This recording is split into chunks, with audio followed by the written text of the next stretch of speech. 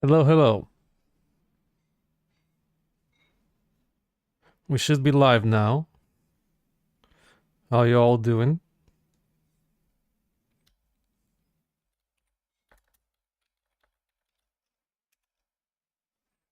How's chat been doing?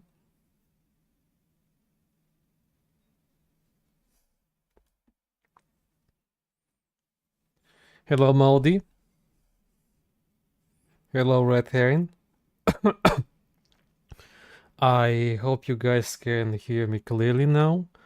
We're gonna start in a moment. Let me just set up an alarm because I want to end the stream just before Randy starts. Uh,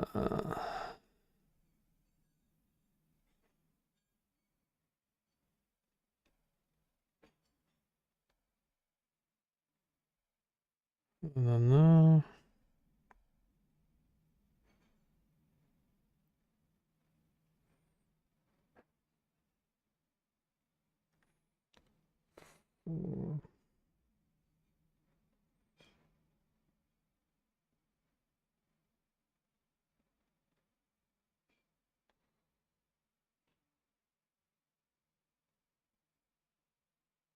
Okay. Alarm is up. The clock is ticking. Let's get started then, shall we? Welcome to the first tutorial section. I'm going to be teaching you all Blender. Now, because I don't know your skill level, I will go through the motions with you together, step by step, and I'll see if any of you guys have any questions. Feel free to ask at any time. Let us begin.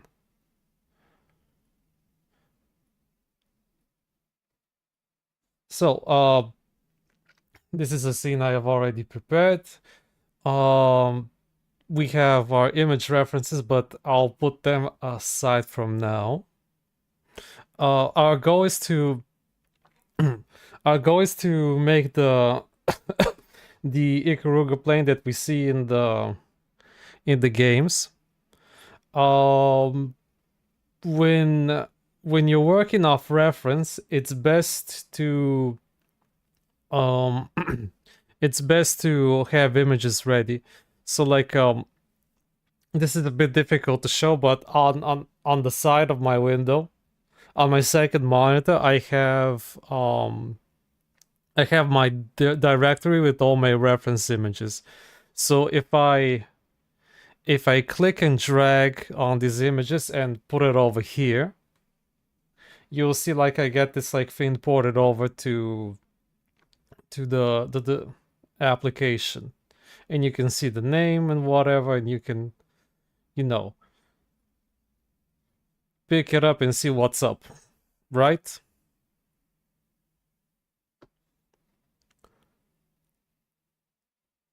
Ah, shit, hold up. We have a problem here. I say nah. Okay, it's good. I thought I lost the I thought I disabled the mouse cursor in OBS, but no, it's back. So, um when you work on this kind of stuff, you want the reference ready to go. Let's say you're you have an employer, and they say, I want this in the game. I want this kind of asset, right? So you would usually talk with your concept artist and you would set things up ready to go, right?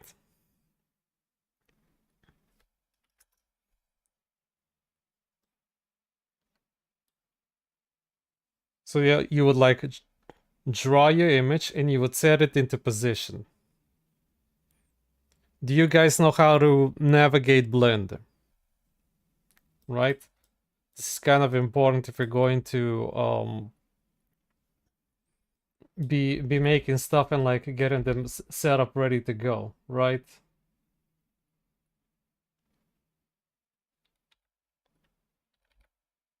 Any questions, anyone? This is your chance, because there's a lot to go through.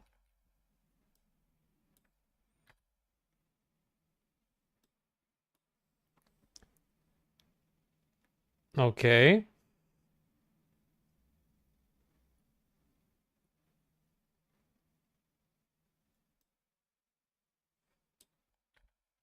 So I'll just start with one for now. I don't need a lot of reference for now. We're going to do block out. Uh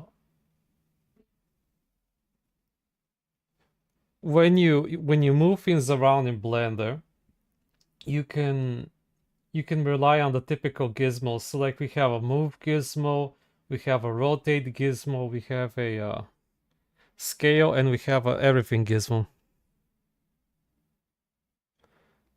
Okay, good, Heron. I will explain then. So let's talk about navigation then. Um, with Blender, you can see like I have the screencast for like your convenience. You can know what kind of hotkeys I'm pressing and whatnot.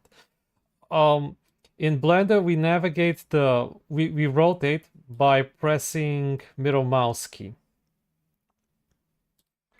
If we press Shift and middle mouse key, we pan the screen. If we scroll, you can't see it, but if I scroll the wheel, we can zoom in and out.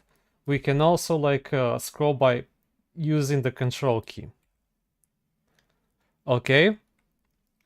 Additionally, if you feel more comfortable, don't want to learn just yet the hotkeys, you can navigate with this thing. You can like click and drag the compass, and it'll tell you where you're at. You also have these keys and this key.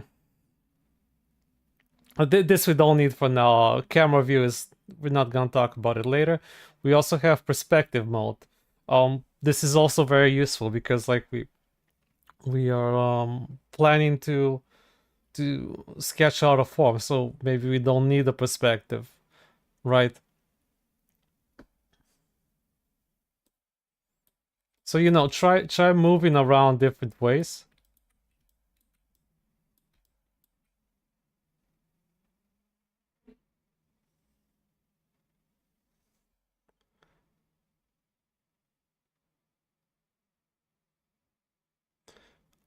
Okay, Silva. Yeah, I actually do know about your work. I actually did saw your work. I know you worked in mine. So what? Um, I don't honestly recommend this, but there is, if we go to the settings, I mean preferences, right? Same thing. At There was a place where we could like use a more, there was a place for more Maya orientated layout. I'm trying to I'm trying to find where that was at.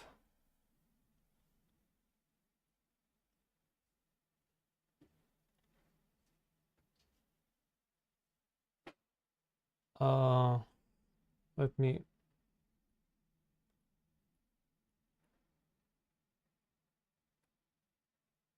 no.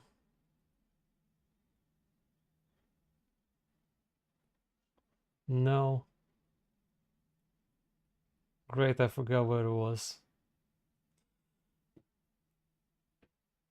Um okay, when you I forgot where it was exactly, but when you install my Blender for the first time, it'll ask you what sort of like layout do you prefer to use, and you can choose a typical Maya layout, and it's a combination of these things. It's some kind of preset that changes these settings.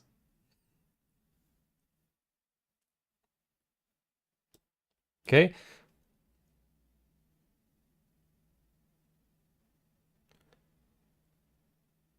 No, I mean like when you install Blender for the first time, it'll ask you what kind of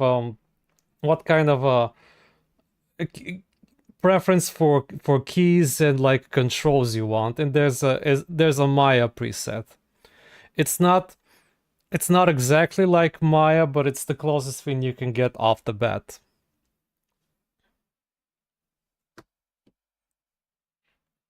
Right, I hope that helps because I don't I don't want to reinstall Blade right now for the stream. But trust me, they will ask you. Okay?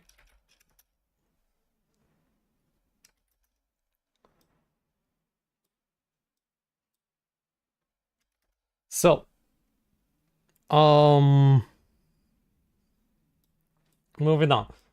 Let's talk about, so you guys probably, did your exercise, you like learned how to position stuff while I was talking, manipulating the camera, whatnot. Um if you're the first time you start Blender, you should have something like this, right? They always start with a cube in the center. Like you can change it to like you can change the start of default so it doesn't like launch with cube. But that's when you're more comfortable. For now, let's just take advantage of the cube we have, right? Um how do we move the cube? How do we control it? Um the default settings is like you left click to select something, and you can like box track to select multiple things. You can click on the vacuum de to deselect stuff.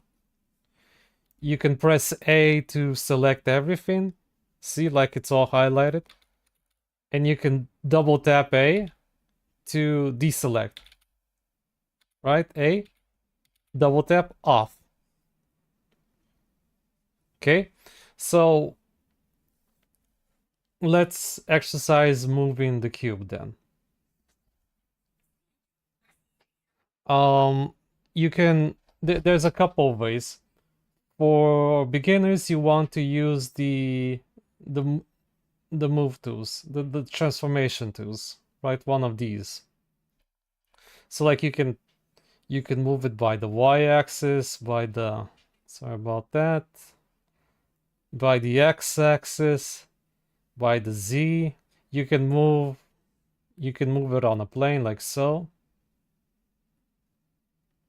Right? Same thing for rotation. You can rotate around screen space. This is what the white circle indicates. You can rotate it, of course, by an axis. When you do this kind of commands, like right, I'm rotating it by z by some amount, and I'm like, well, I want to be precise, right? I want a specific value. I don't want to just like struggle like this. At the top here, at the top left, it says rotation minus 81 degrees global. So like the global is the global axis is what they mean. Yeah, it's similar to Unity, but see, this isn't precise. You don't. This is kind of annoying to like eyeball correctly. When you let go, it will show you like down here, like a lot of these like operations have their um fuck, it's overlaid with the screencast. So like a lot of these operations, they linger after you finish clicking, after you released the click. If we open it, we will see, look what it says. It's actually minus 70.4 degrees. But let's say we don't want that. We want specifically 33 degrees in the positive. And we don't want it on the Z though, we want it on the Y. Right? And it gives us the value.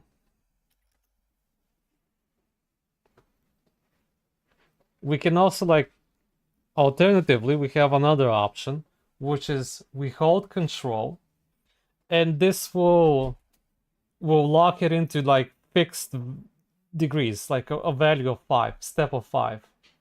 See, like -5, 0, 5, 10, 20, 25, 35, so on. Right? You can see it over here at the top. So you can do it like this if you know, because you don't always need to type the value. And right, it shows you like these notches. So that's, that's one way to be precise. Um another thing, another way to control things is like is using hotkeys. So like a lot of you will see a lot of pro Blender users, they will never use the gizmos really. They will never use the gizmos because um their scenes will be filled like a bajillion of objects, like positioned one next to another and whatnot. And yeah, and the gizmo will, it'll just get in the way. It gets, it gets very messy, very distracting. So never mind that. I forget that one thing I did in a second. It's like the different layouts that I've been to. That's why it fuck, we crashed. Hold on, wait a second. Wait a second.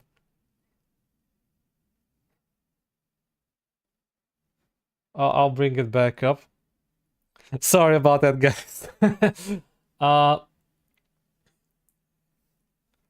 okay, again, back to no. Uh Another way we can control things is like with hotkeys. Yeah, Silver, I like clicked on stuff over here by accident. Just don't think about it, guys. Uh, a lot of pro users will use keys like G, which is grab for like and you can move it around freely. If you press X, see I'm like in the screencast, I press X, this will lock it to X, and you can press Y for Y and Z for Z, right? Basic stuff. You can also do oh, this Randy. Uh you can also, do it like this. Z, X, Y. You can like go stuff. You can also hold middle mouse, right? Hold middle mouse. And you can shift it like that, right? Cute. You can shift it like that. You can also press Shift Z, and now it's like across the Z plane. Huh? Interesting, right? Okay, Carl, I'll see you. So yeah, you can do it like this too, right? You can press G, Shift Z, and somewhere on the flat plane you can place your theme. And you can even, if you want to, review it and manually type stuff. Right? If same goes for like rotate, it's like R by default. If you just press R, it'll rotate around your screen space.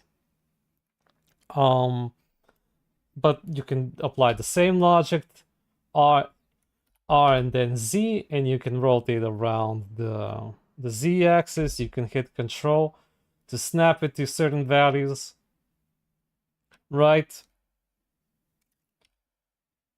Same for scale.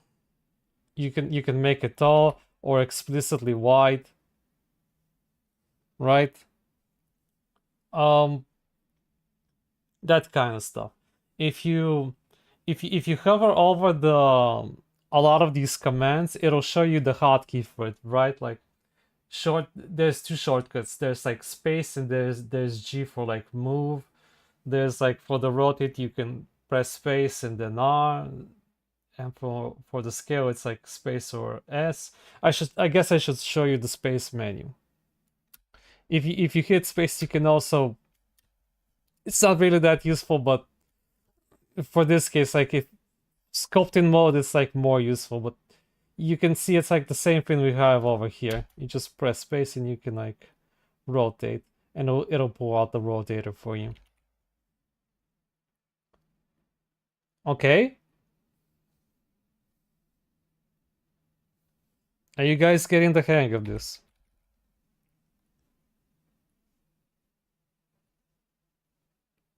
This is going to be important.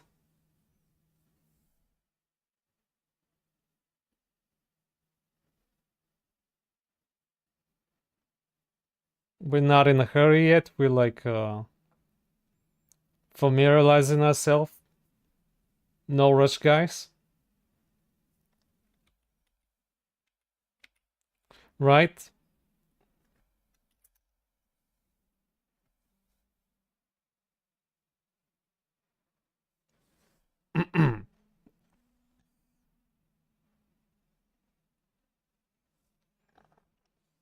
So I hope you got the hang of stuff, because this will be very important. You can create new objects by, hello Zeno. You can create new objects by either like going here, add, right? This one, if you hold it, you will get other figures. So like you can press add, and you can draw a cube out, right? You can add stuff. I think you can even add on top, like so. So we can make a pyramid thingy. Yeah. Cute, right?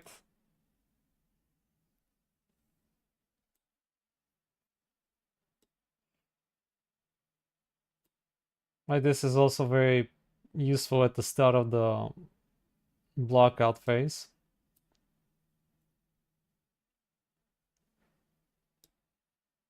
See ya, Randy.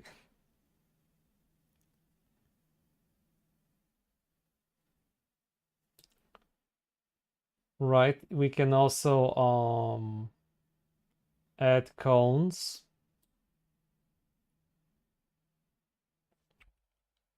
If we press shift, it will be like perfectly proportionate. Otherwise, it's like this warped pin. In this case, we want, a proper cone. So like, I press shift, I release, and then I set the height. Let's make 3 more for each corner.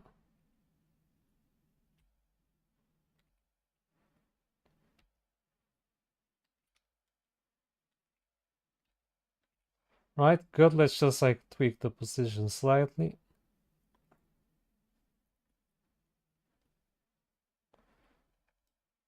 Right, we can.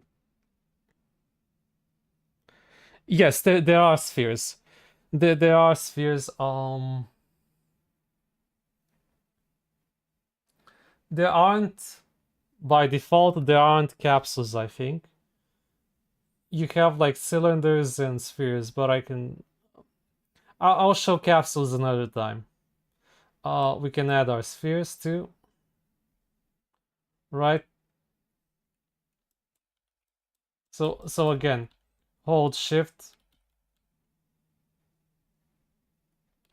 and you got a sphere. Right? Perfect spheres. Here at the side, the operator menu, you can see like when we created the sphere, it gives us like parameters. So this is actually kind of important because like we can say how many, right? We don't want, we need to decide we want to form like this.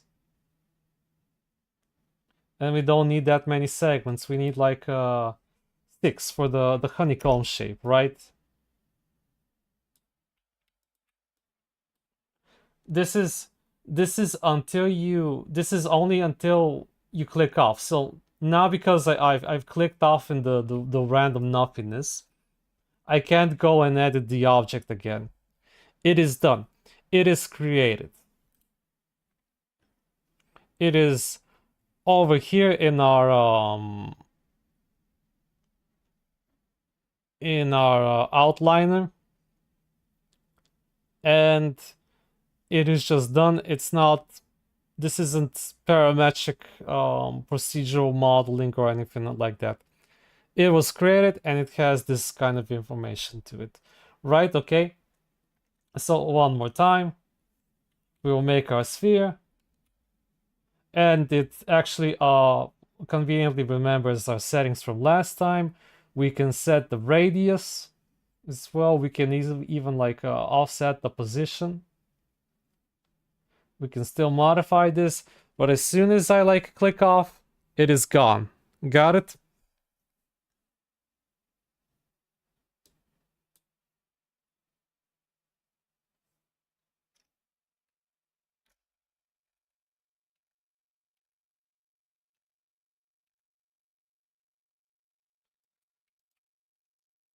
Another way we can add objects is, in fact, we can add even more objects. It's like over here at the top. This is actually an important menu here in the top. There's a lot of important stuff in it. If you go over to add, it says like shortcut shift add. I'll show you that in a moment. And um we can add meshes. So like we can add toruses, we can add monkeys, we can add curves, right? Bezier curves. We can add NURBS spheres. Okay, but this is weird. Like, how does it know where to add this stuff? Like, it doesn't add it in the center of the world. This is our center. Why did it go here, right? Um, it is because Blender uses something called a cursor. So you can see it. This is the tool for manipulating the cursor by default. Uh,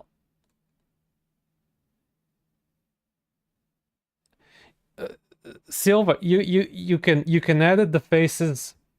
You can edit the faces and whatnot of the object, but it's like it's set. You do not have access to the operator again. That's what I meant to say. You don't, right? This is a different kind of sphere. Once the operator is offline,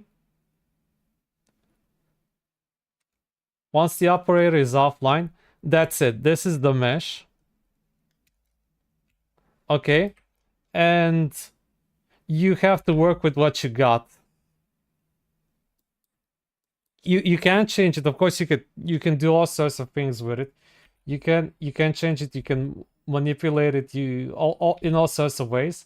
But this is like you won't be able to edit the parameters again.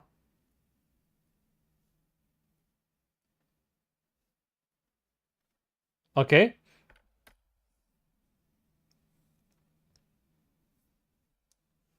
So where was I? Yeah. Cursor. Cursor is a tool that it is an assistant tool for a lot of Blender operations. A lot. You can use it to help you you can use it to help you create new objects in place. So like here, like it places it right on top of the surface. Right? Hold on, let's make a cap for our monkey. Right? It's a wizard now. See, the pivot is right on top of the head. Right? It helps with you can use it to help you with animations. You can use it as you can use the cursor itself as a pivot. So like I'll explain this later, but like you can have this be your pivot point, the cursor itself, and you can do manipulations around this thing, right? Uh, all sorts of things. You can do all sorts of things with the cursor, but that's for later on. Uh, the important thing is like to know that you have it and that it's handy. Sure, let's make it flatter. Why not? There you go. Like so, right? There you go. Beautiful.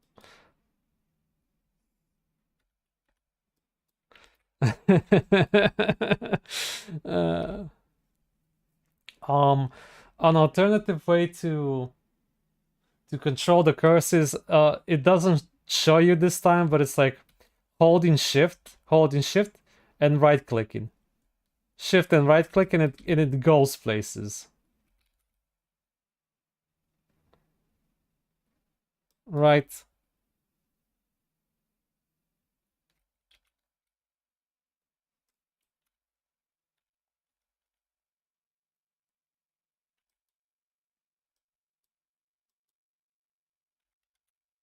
You feeling me, guys?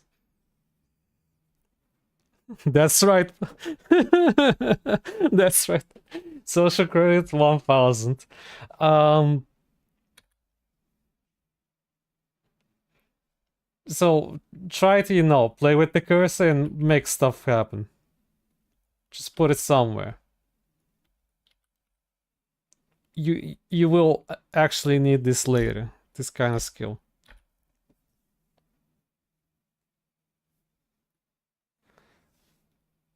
Um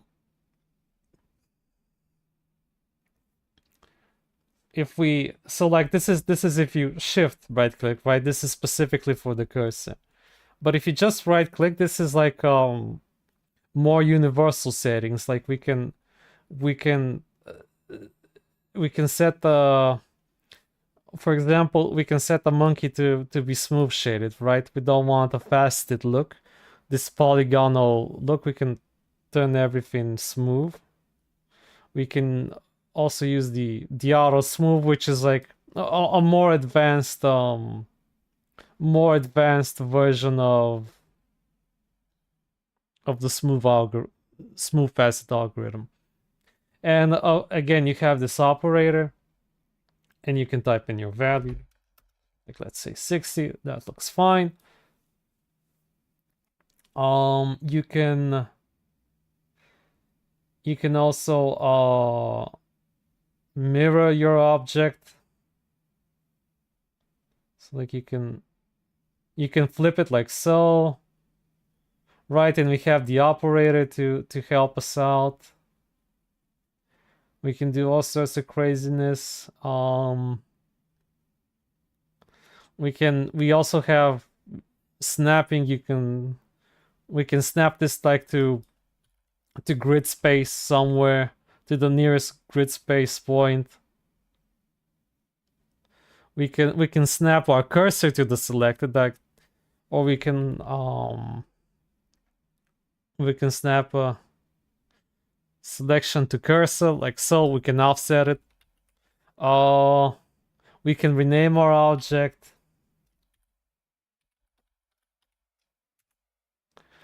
Sure, why not? Let's call it rice monkey. Why not? So now it's called Rice Monkey. You can see over here at the top. Before it was called if I undo, before it was called Suzanne, and if I redo, it is called. I lost my fucking redo. Uh, sorry. If I right click, I can rename and I will call it again Rice Monkey. We can also delete this from here, like we can right click and delete. I don't need this part, this ring. I'll just delete it. All sorts of things. We can also duplicate the object. We can copy it. Okay, let's try to copy it first. We can then pass the object, so it like passes it in place, like so. Like it's in the same place. You can pass another one.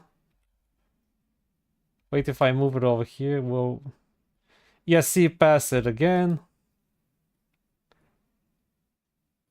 and so on.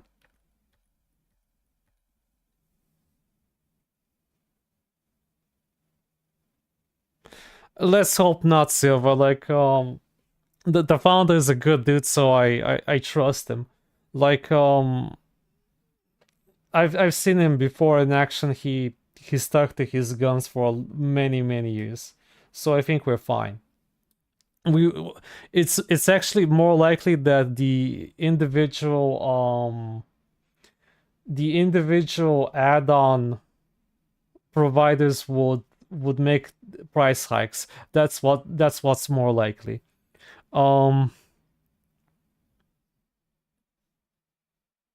Anyway, where was I? So yeah, we can copy and paste in place. We can also do something more interesting. We can duplicate. What's the difference between duplicate and copy, really? We're talking about the same object at the end of the day. Duplicate is, we have two: duplicate object and duplicate link. Duplicate is like when you click it, it gives you an operation. Like it says, okay, it exists. Where do you want it to exist, bruh? Right? And we got these settings again.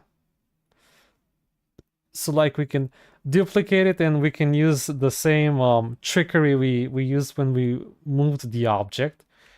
Like we can use the the plane manipulation. We can say this much Z, and we can say at this position, whatever. Duplicate link. I won't go into detail now, but the difference is that when you duplicate a linked object, as opposed to just duplicating it, any changes you do, they will share in. The objects will share whatever, like when one gets modified, so does the other. That's the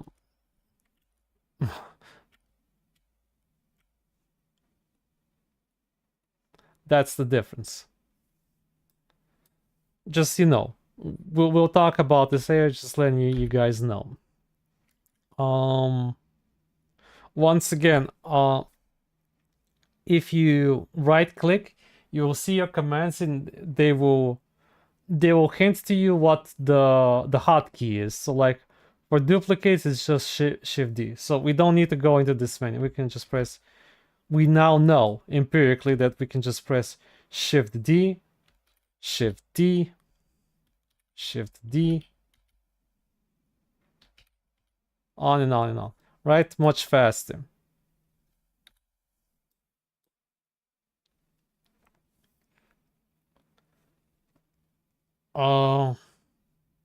What else can I talk about before we get to the next big thing?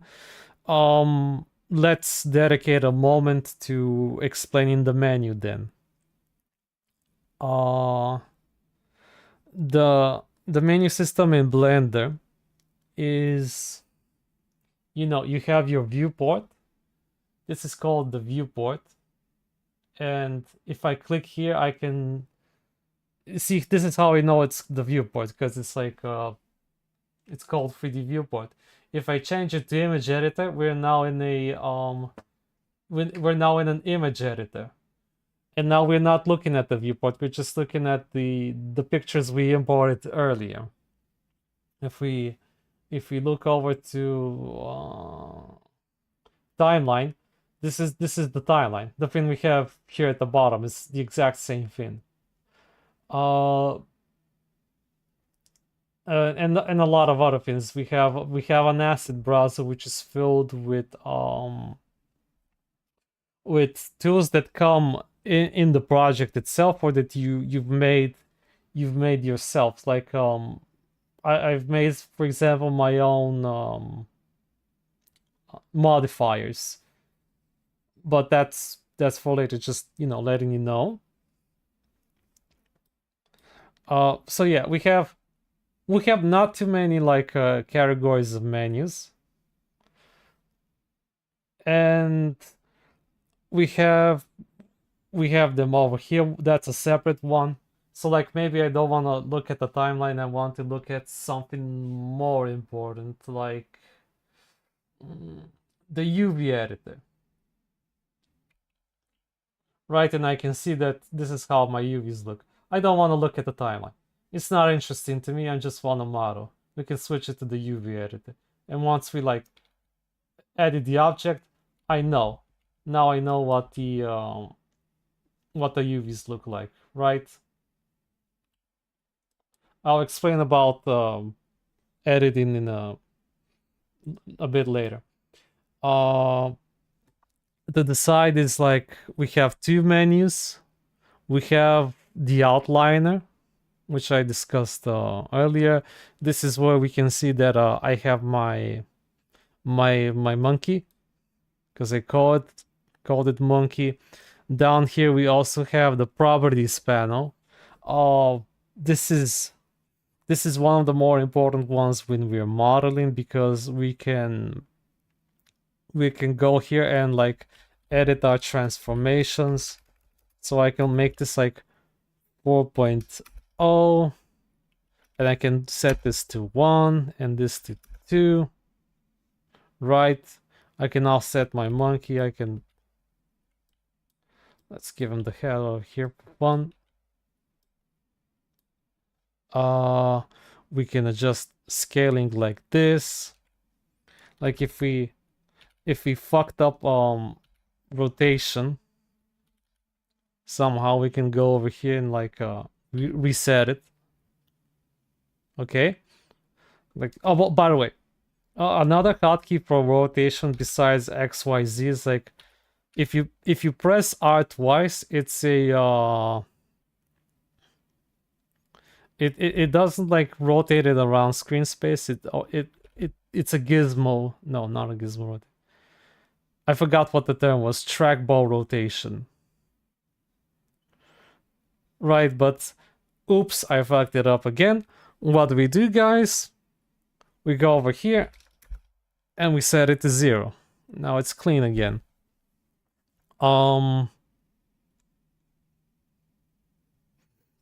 These menus, you can go to the tangent lines and like offset them. You can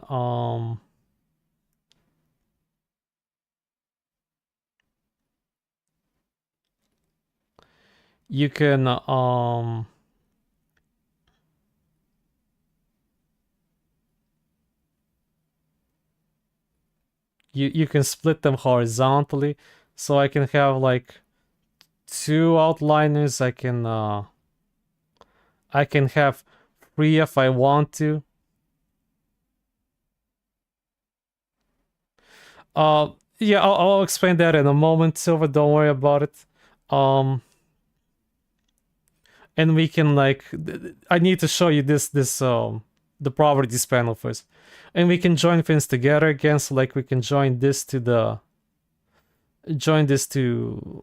to each other, and now we got one whole piece again, right? Now it's all one whole piece again. It's like more readable. Let's go down the list. Besides this object information, we can get information for like parenting. So like I'll you can like tell it, yo, your parent is this guy. And now you know this guy doesn't have a parent. The monkey doesn't have a parent, but the cat has a parent.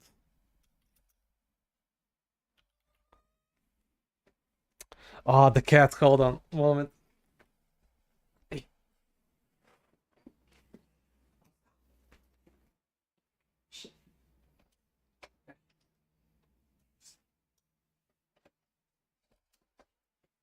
Oh.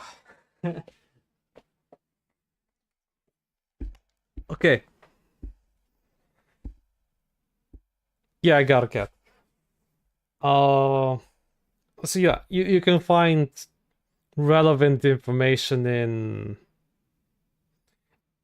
in the properties of the object. Like I won't go into detail too much here about it, you know. There's a lot of stuff that will be relevant. Another one that can be quite relevant is like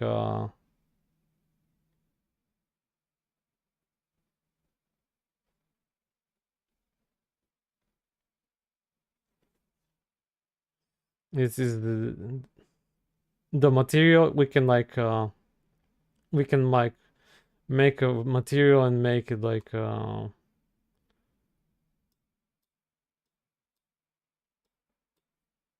we can assign material, and we can say the hat will be yellow and the monkey will be a blue material. You know, just saying, there's a lot of important stuff here which you will have to familiarize yourself with. But let's move on to the next important. Oh yeah, one more thing: modifiers. Right? I promised I would. I would cover that. We earlier on made a smoothing modifier, right? As in smoothing the normals. We have other types of modifiers, like we have subdivision modifier, right? The classic, which gives us more resolution on our model. This is dynamic, by the way. This isn't like if I edit the monkey, you'll see we still have the low poly monkey. This is until I bake it in, right? Like so. Now I actually have the high polygon, but we don't need that for now. So let's go to the next step. So just like in Unity, when you parent an object to another, the location is no longer based on the world, but instead on the parent object. Yes, that's the idea of Silver. Maya has this too, 3ds Max has this too. Is a universal concept. You build a relationship of like their locators. Now, on to the next big thing, which is like, okay, we can make objects now. How do we edit them, right? What was this wireframe thing we saw earlier, right?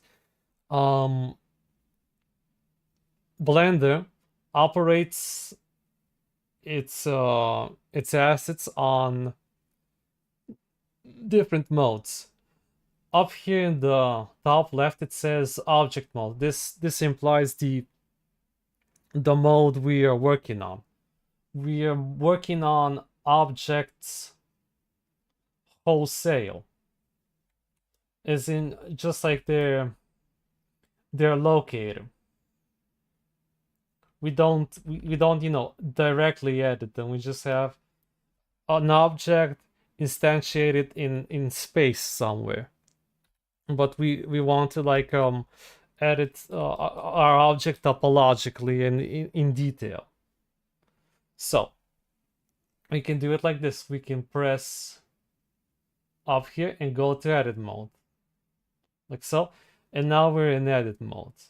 And we can now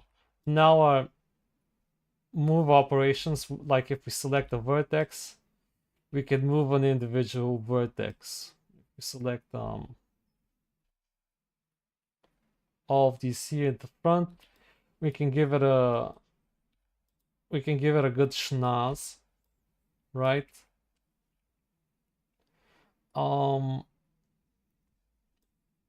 If I press tab, I will go between the last two modes that I use. So like I can press tab to go into object and edit real fast, not have to go up here. Another thing you can do is hit tab, and when you drag, you get the different modes. So this thing, this stuff, it's the same as up here. And you can press tab to use the wheel instead. To access the wheel, we need to go to our settings. Like by default, it's off. By default, it's like this. The tab for pie menu is off, and whatever. Like if I hit tab now, it's just like we have this default vanilla functionality. But you know, it looks cool, right? So why not use it? So I can like go to, I enable the tab now, and as you can see, I get the menu back. I can even edit it further and tell it like only when I'm dragging, I want this kind of stuff. So like now I have the best of both worlds. If I just tap the key, I can switch. If I hold it, I can switch to the other modes. Okay? So now let's go to editing in detail. When we go to edit mode, you'll see that here at the side, at the left side, things change. Like before we had, you know, this limited amount of settings. Now for edit mode, we get a lot more stuff, like way more. We get like familiar stuff, like we get selection tools. We can, you know, you saw this already. We can use whatever. We have the transformation tools again. We can select this stuff again, and we can, I don't know, use everything. We can scale it up.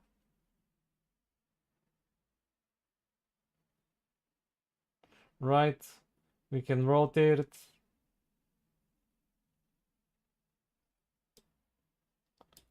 Right? And it's only the parts that we select.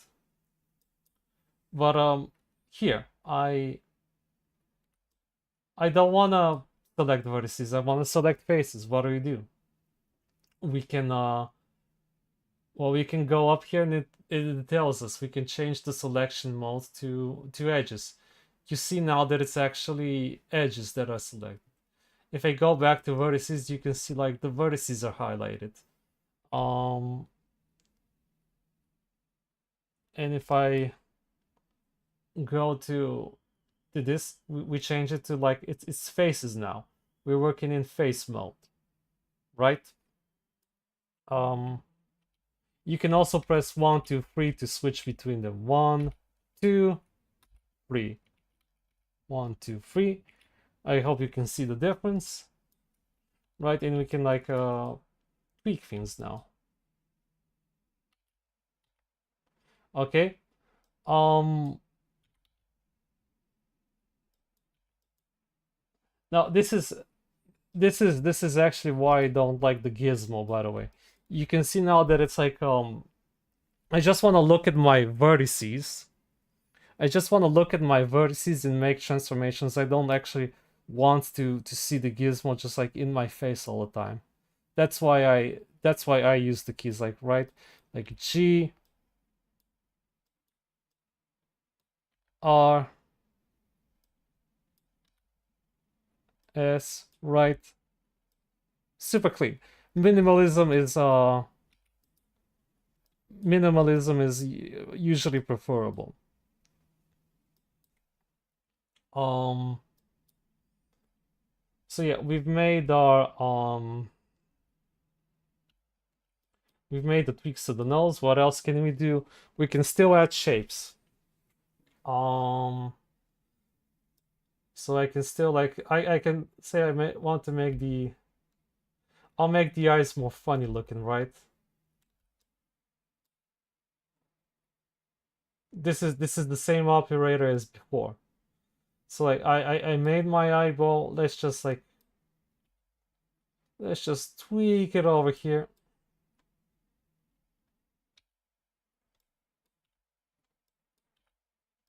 Right now it's got big eyes, really big eyes.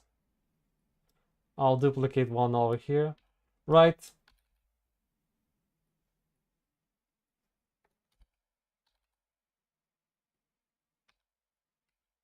But now when we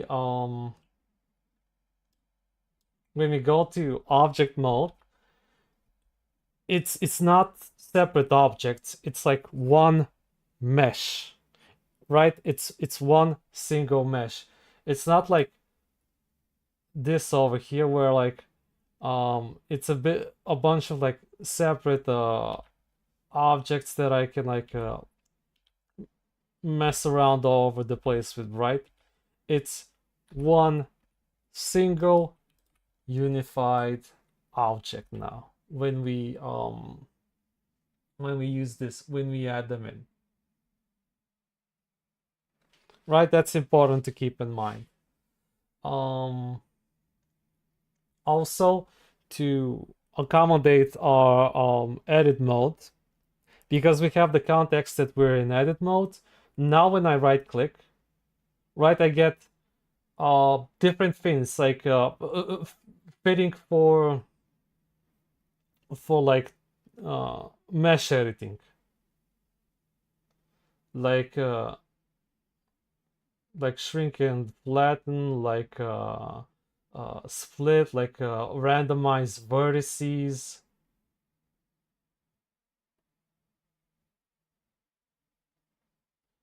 like we can bevel vertices. We can bevel vertices now. Hold on.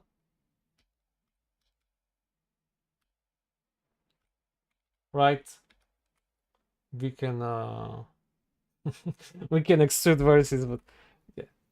Right, this because it reflects the needs of mesh editing now instead of exactly Deborah's backwards. It reflects, right click now reflects our needs in this context. Moving on, we have other tools. So like we have let's select some stuff here. Let's go with lasso. Let's select this region, right? Now we have stuff like extrude region. We also have extrude along normals, extrude individual, extrude the cursor. Let's just go with extrude region for now. Now we have a new tool which we can take advantage of, right? We have a completely different gizmo that fits the task, and we can like extrude either by like drag or by normal, right? And as before, because this is an operation, and it'll, for our convenience, it'll come up and it'll show us what we need, what we can adjust, right? Now I can do the same for this eye. drag it in a bit, and I say, no, that's too much. Let's just you can, oh, by the way, you can also do this. You can do math. Like you can divide it. For example, like we want this value by half, right? And now it's half. And or we can say like plus 0.001. And now it makes that, mathematic adjustment. Or we can say like times 1.4, right? Why not? Right? And it updates. As long as I'm not as long as I'm not dropping the two or like making a new change, we can keep editing this. Debla looks great, never been better. Um, we also have a different kind of extrude. We can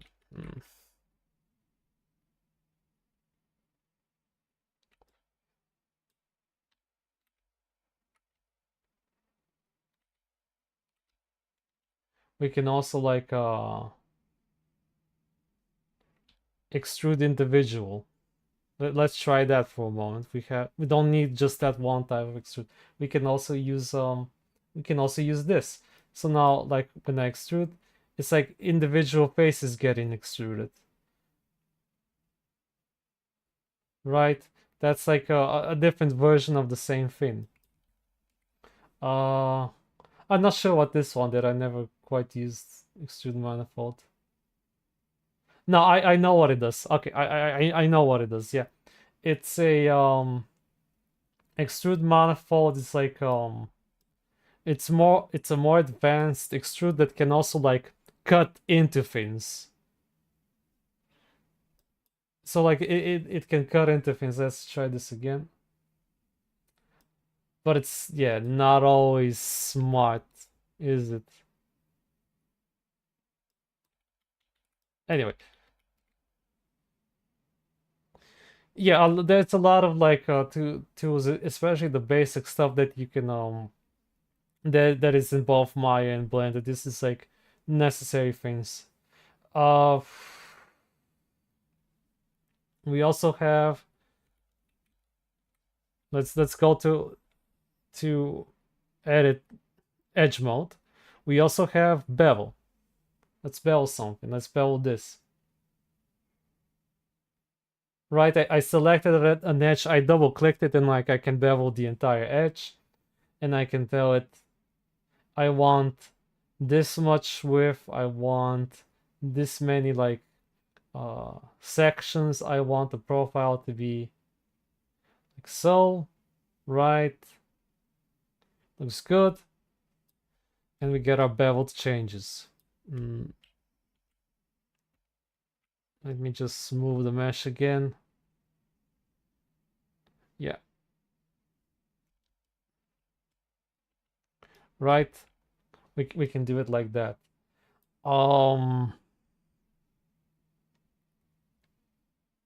This is, we can also add loops. Like so we have the loop too. Like we can say, okay, here, we want a definition here. And if I click and drag, I can like offset the position. See, like this. Right? Precision. Precise control. Right? Okay. Another thing we can do with the loop too is like if we click and we hold,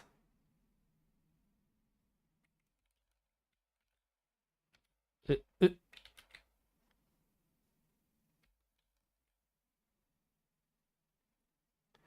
we can also do it like this. We can give it more sections.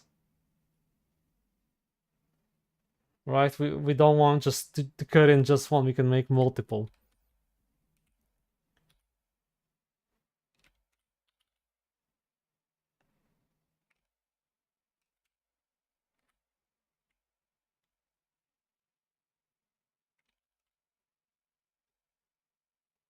And I can't believe I forgot, but there was a way to like to make multiple slices like with a hotkey, but I forgot what it was for some reason. Maybe I've messed with something. Anyway, we also have cut tool.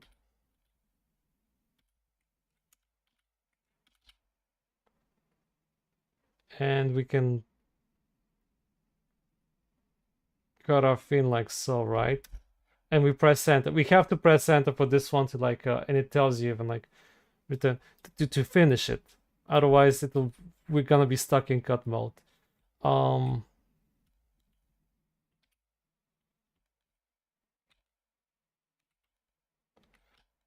We can press shift. If we hold shift, it locks into the middle, so like we can get precisely in the middle. We can cut stuff precisely. I mean edges. We can cut edges precisely in the middle, right? And now I don't want to keep cutting anymore. I want to be done with this thing. I I don't want to struggle with this, so I have to click enter to finish it. It is done now. We made the cut, right? A lot of these tools, when you start them, they will also give you hints down here at the bottom. It's like it tells you like we can cut with the left click. With the double left click we can like we can close the operation. With a right click it says stop, which means we like, you know, well, you see what it means. So we can like cut once, stop, cut again, cut once, stop, cut again, right? Other things that we have, we can cut through things. So like I'll show you in a moment. We can cut through things. So like let's say at the side, I start here and I want to cut across the scalp. If I press, it says here C. Now it's changed, right? It's highlighted, so I can cut through things now. And if I press A, I can work at angle mode, angle of 30. I don't wanna use angle mode, so I just turn it off now. But see, I did the thing. I made a cut now, and if we see what happens, the cut got projected on the other side of the head. It cut all the way through. The entire scalp now has a cut on it. Right? So this is this is important stuff when we like when we're tweaking our mesh.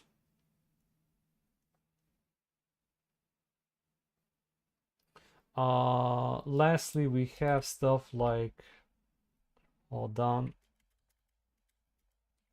We have good old fun stuff like smooth. So we can like, we say, okay, this detail is too extreme, we can smooth it out, right? And we can click on this and we can smooth out this selection as well, right? And now it looks a bit softer.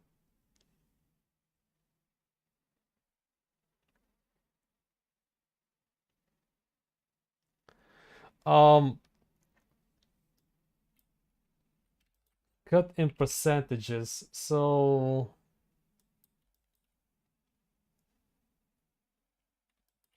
like you mean fixed you mean you don't want to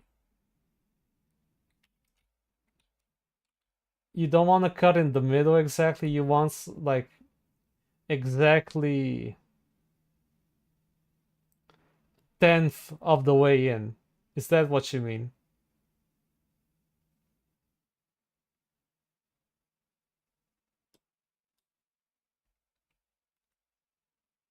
Am I understanding correctly?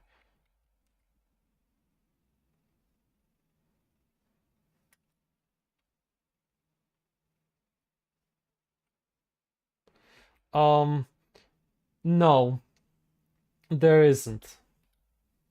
There isn't, unfortunately. There is a workaround, and it's like this. It's by using the loop tool. Um, so like when I'm making my loop,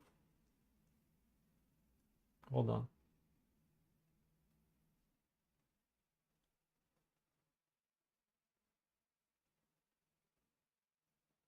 Ah, by the way, again, what I talked about, like if you look at the tools, it tells you like the shortcuts for them. So like one is space, which is this, the convenient frontal menu.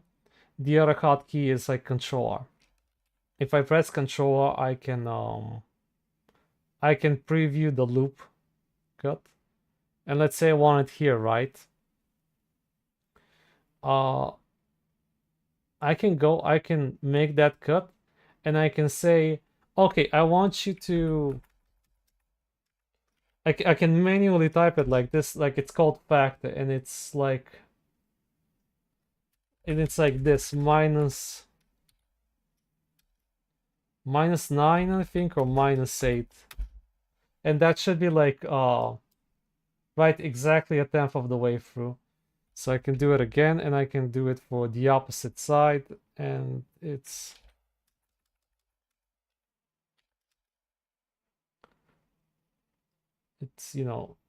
-8, but for the other side, right?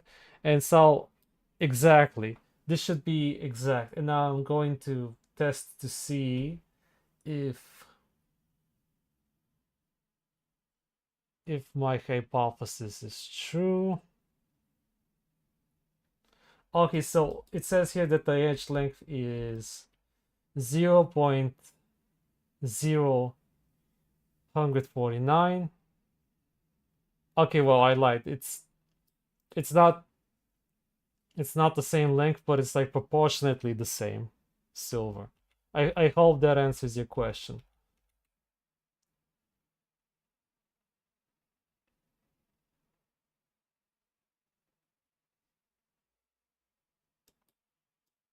Okay, but yeah, I do recommend you guys learn some of these hotkeys, because like for example, using loop cuts this way, you can preview where your cut will be just by moving around space. And if you use the scroll wheel, you will get the multi-cut feature that I was like struggling to find earlier. Okay.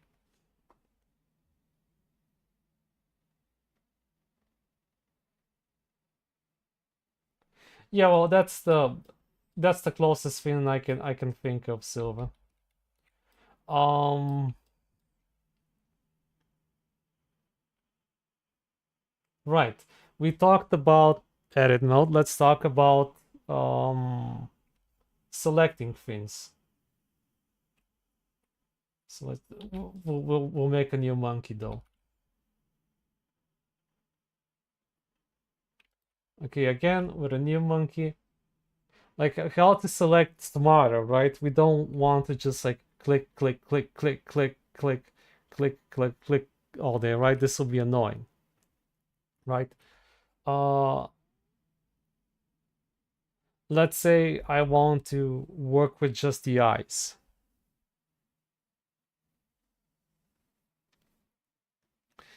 Herring, Maya charges you, but I bet you on the Blender marketplace, there's some guy that's done the same tool for like $10.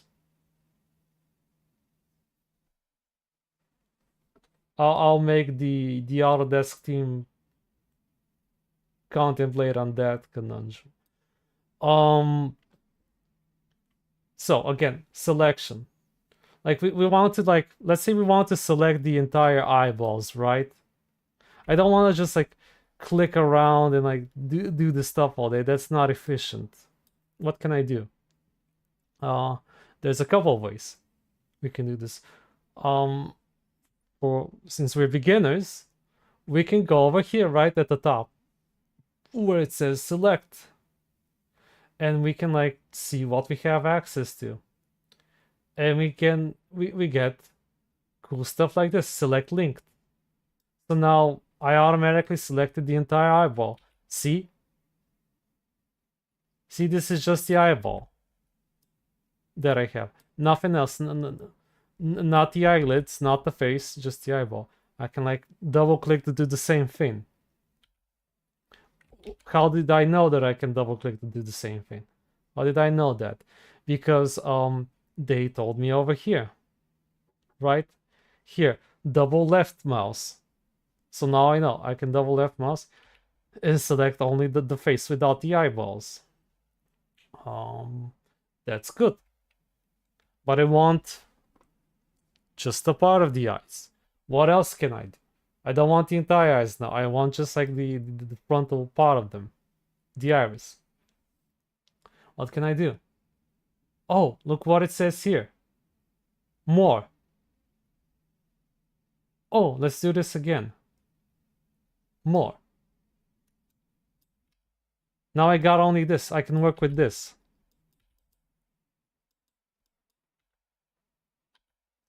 See? Now I can make the eyes go in. Cool.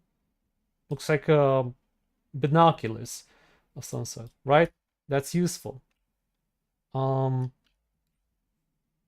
If I read again, more or less, it says like it's worded weirdly, but like it's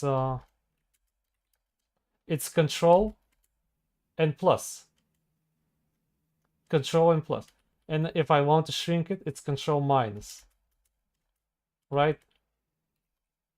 We can do that here. We can do it like here, right? But like this is easier. Control plus, we go in. Control minus, we go the other way. Right?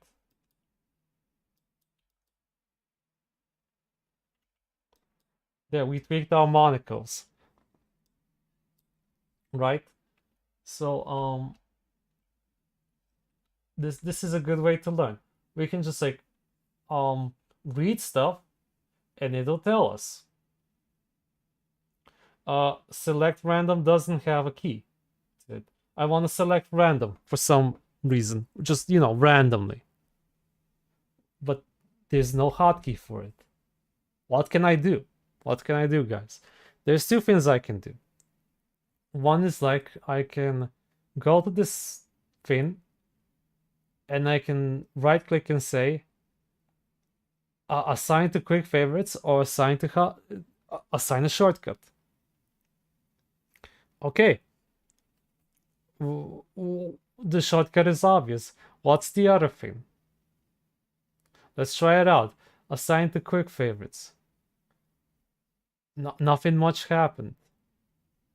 What does this mean? This is one thing that's like harder to find out.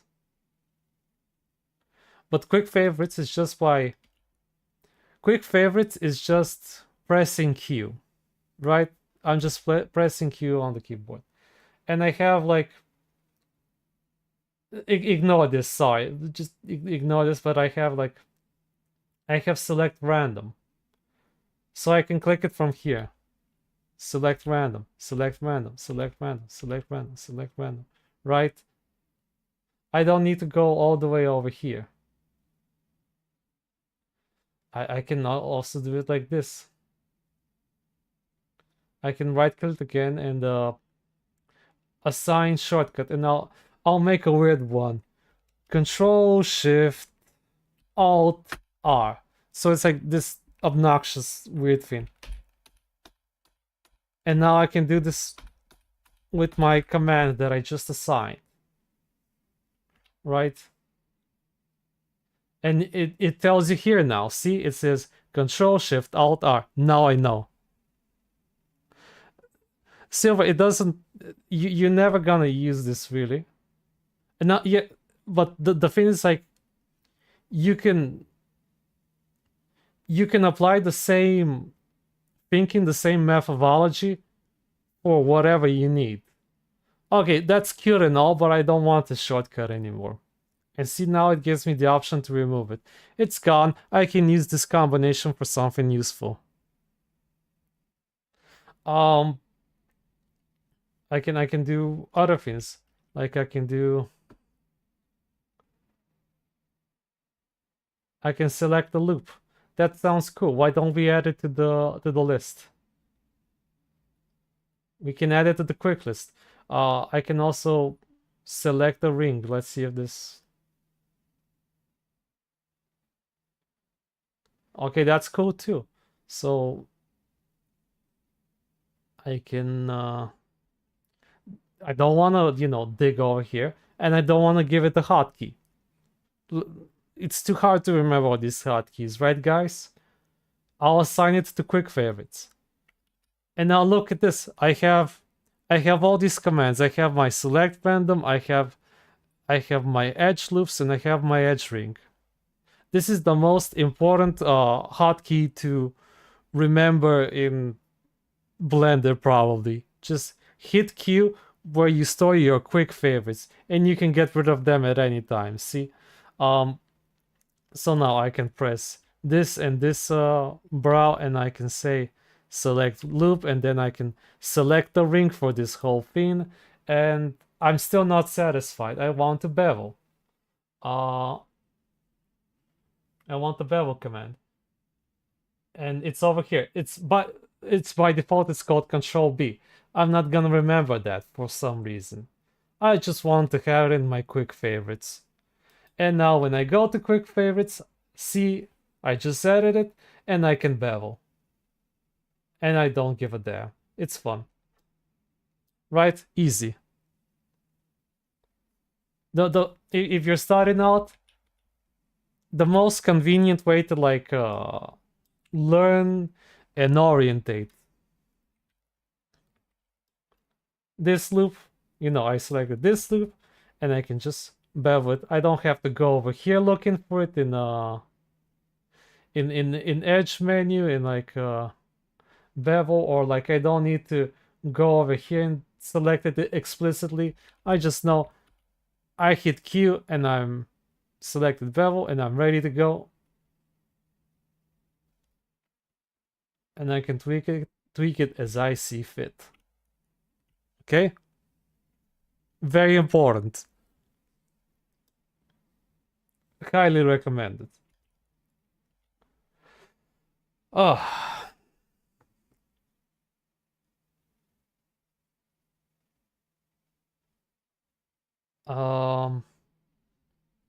Okay, let's continue teaching you about selections. So we found this menu, right? We got a lot of deterministic ways to select things. We can select by other things, like select similar. We can select by select. We can select by face angle. So if the angle is a certain amount, we can catch it by that. We can select by uh let me just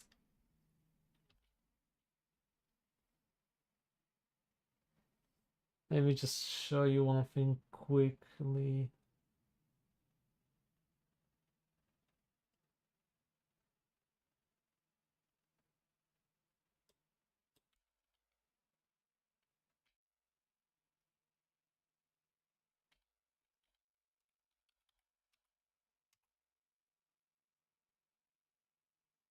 God damn.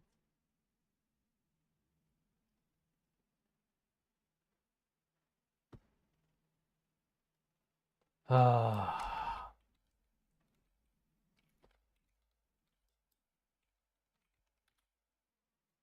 explain in a moment. I just want to make a point.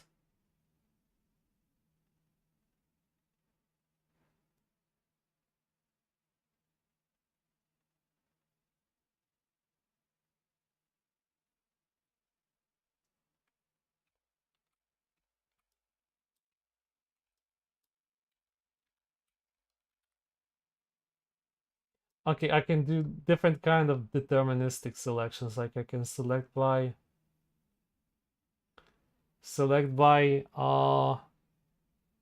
seams.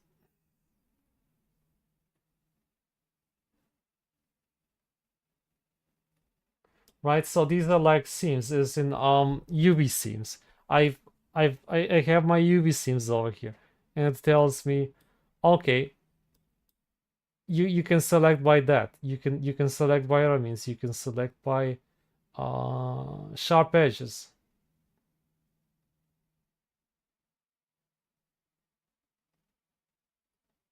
Right? So I have my sharp edges selected, and I can bevel only this kind of specific stuff.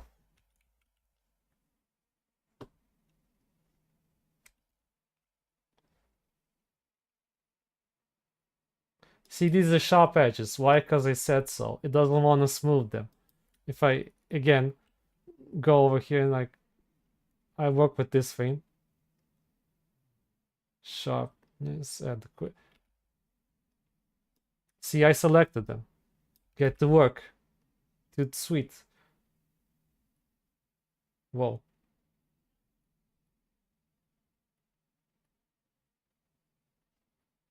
Okay. Pretty handy. Um,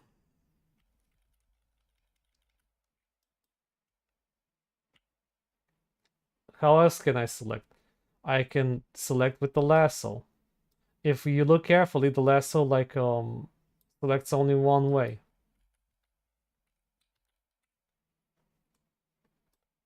But I want the whole way through. I want the whole way through. So what can I do? I can like I can press this X-ray mode. And now when I select through the X-ray, right? I select the entire head.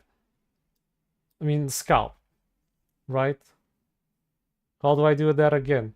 I can like click on this thing, or like I can hover and it tells me it's Alt Z. But yeah, I won't be able to show it because fucking Nvidia hijacked my Alt Z key. Let me just shut this fucker down, please. Okay. Um, right, I can't use it yet because Nvidia settings. Sorry about that, but you know, it says here, right? Um, another way we can select things is the selection circle. Like I can activate it from here, and I can like draw my selection, right? If I just, let's go with faces. If I just draw and draw and draw, I lose the previous selection. I want to keep it. I hold shift. And so now I'm adding. I don't want to hold this stuff. I took too much. What can I do? I can hold control and now I can subtract from the selection. Right?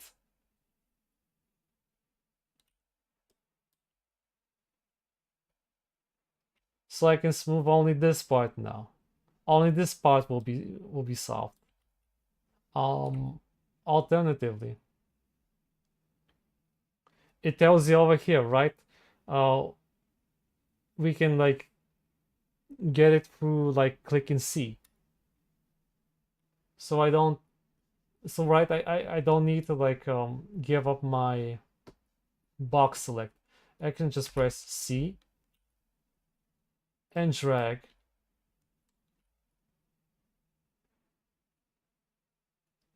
and make it happen. Again, C and drag and make it happen. Here it's a bit different. Like here, like shift does like subtract. Control does nothing. But the shift like does subtract and like this kind of configuration. C again, I add more. Right? Let's get it proper.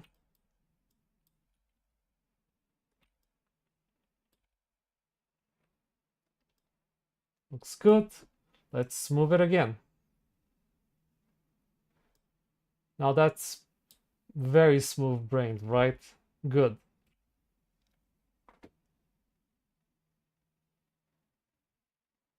Is there a way to select edit with symmetry? Like messing around with the right here will be perfectly reproduced to the on the left here. Okay, yeah. Sure. We can try it like this. Up here at the top, see? It tells you. Like this butterfly thing, this is symmetry. And we can tap here on the options and it tells us like so and so, and we have topological mirroring. I don't think it mirrors selections. I think it mirrors transformations.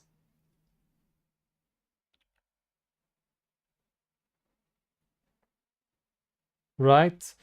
Like so. Let's see. I'm not sure if it works with other operations like extrude. Let's see. No. It only works for like these the move and stuff. Um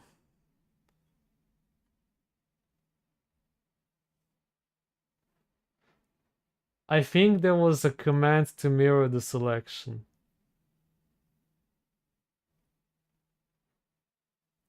Ah, yeah, here it is. See? This. Okay, let me just prove it properly, right? Let's select the year perfectly, right? We can mirror our selection like this. But we want, you know, both ways. So I can click on this pin in the operations. And now I got both ears. So now I can smooth both ears, right?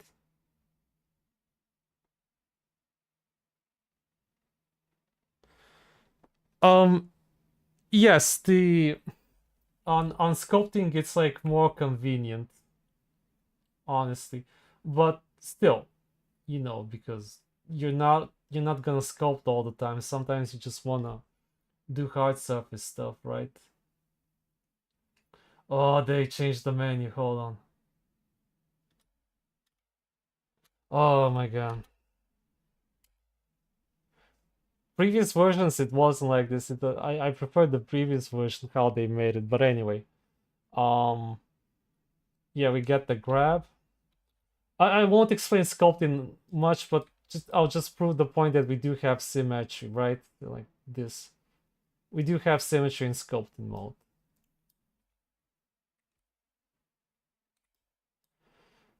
Uh, yeah, and I can motherfucker, and I can smooth it, but I have to be very delicate. Gremlins, right?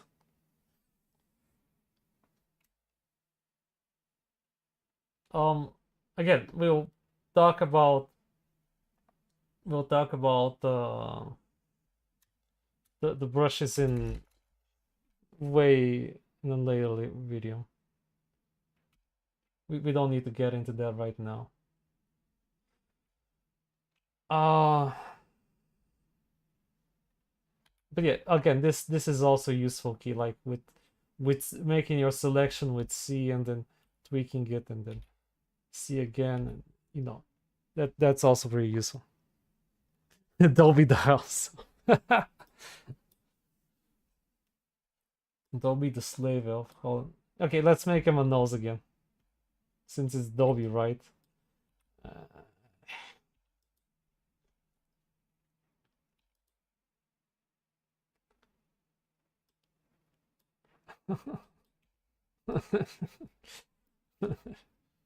uh, um, since we were on the subject of editing, right? Um, we have our selection, and we want to like we want to move stuff around, but more organically, right? Like we can go into sculpt and do it like that, right? We can raise the brows like this. There's another way. Sometimes you don't want to sculpt. Sometimes you want to handle it another way. We have soft select over here at the top. It's they call it proportional editing, but just by the name you know what it means. And when I enable it now, you see now it's like a bit more different. Right now I'm like um pulling a bit more from other regions, right?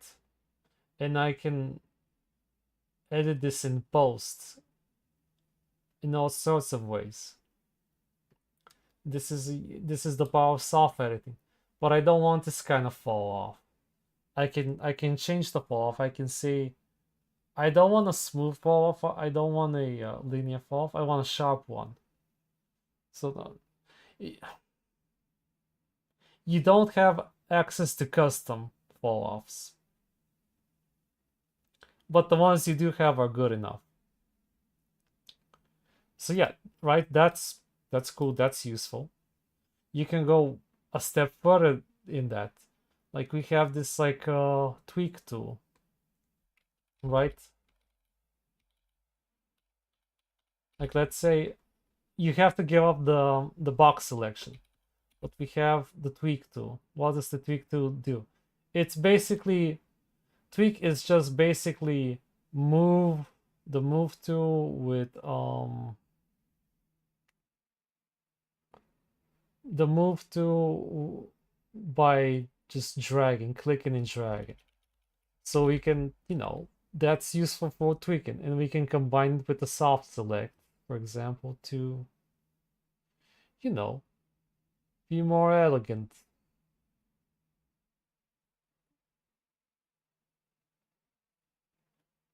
Right? And with the mouse wheel we can adjust the range. Again, when you use a lot of these tools, here at the bottom, I hope you can see. I can't get the cursor to. You see here at the bottom, like underneath my UV window, here it says like from left to right, confirm, cancel, X, Y, Z right, snapping, whatnot. We can rotate with R. We can go back to G. We can do S for, you get the thing.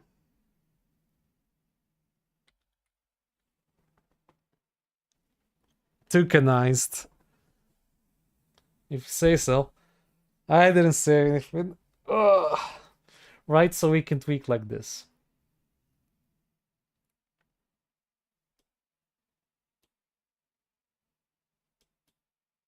We got a similar effect to sculpting that's like you know tame and precise for our occasion.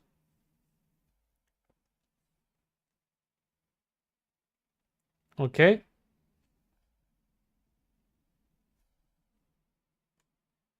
Are you all following along? That's a lot of information, so don't be afraid to ask.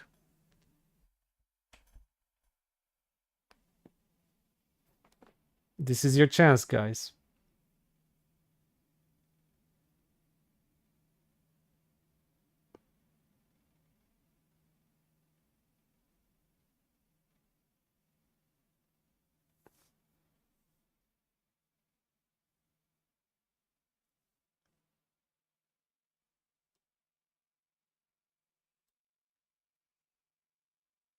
Okay. So far we've learned about, let's do a quick review. We're doing well on time, it seems. Um, how much time did we have left? Uh, about an hour, I think.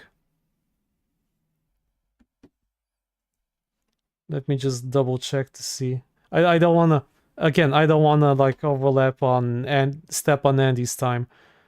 Let me just double check.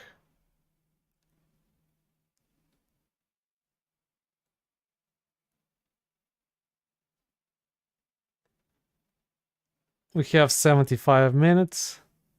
Okay, good. So,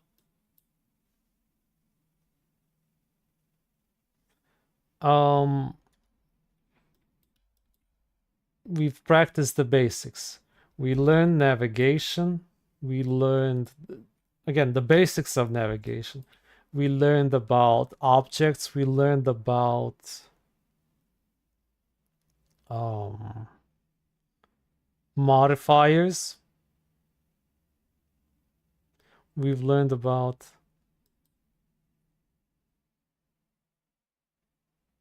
uh,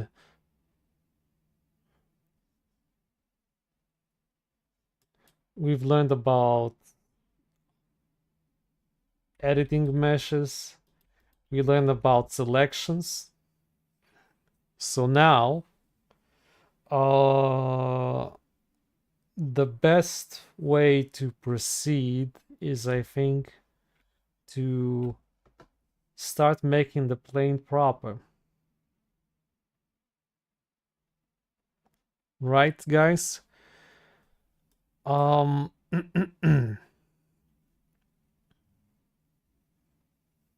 so back where we were before. I already have my scene set up with planes, and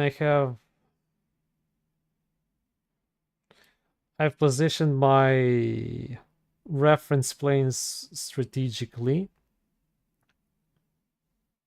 So let's get to,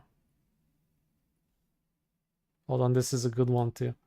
So let's start making the mech then, for real. I'm going to um, switch the pivot modes to the cursor so I can like set up my pivot the way I like it. I'm going to work with opacities like this. And let's align the beak with the axis. It's not gonna be perfect because like there's no there's no perfect like image reference. I have to like make a guesstimation. Okay.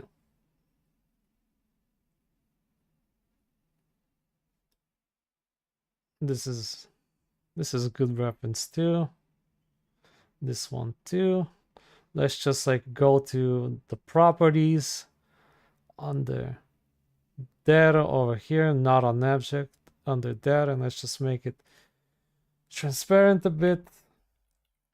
I will press shift to center my cursor to the world origin. And Now I will make a box.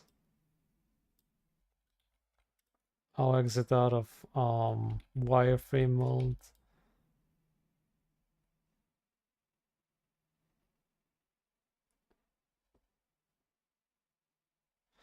I will go to object properties, and I will put the reference in front under viewport display. I will get it in the front, so I can take advantage of the transparency and the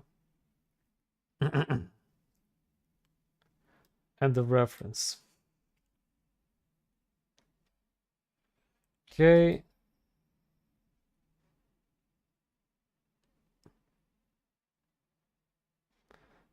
So now we need a block out within reason. It has to contain the core of what we need.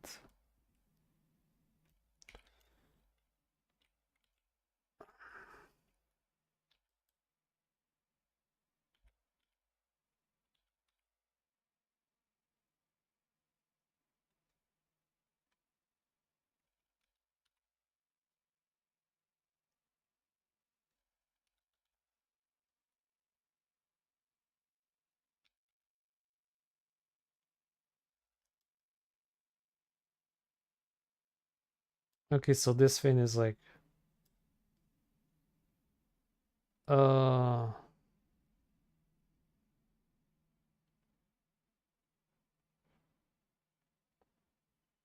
sure, okay. This tall, this wide. We will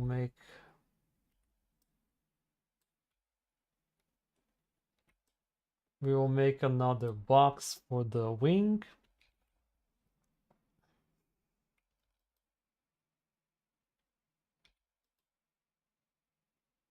Now I have to find out.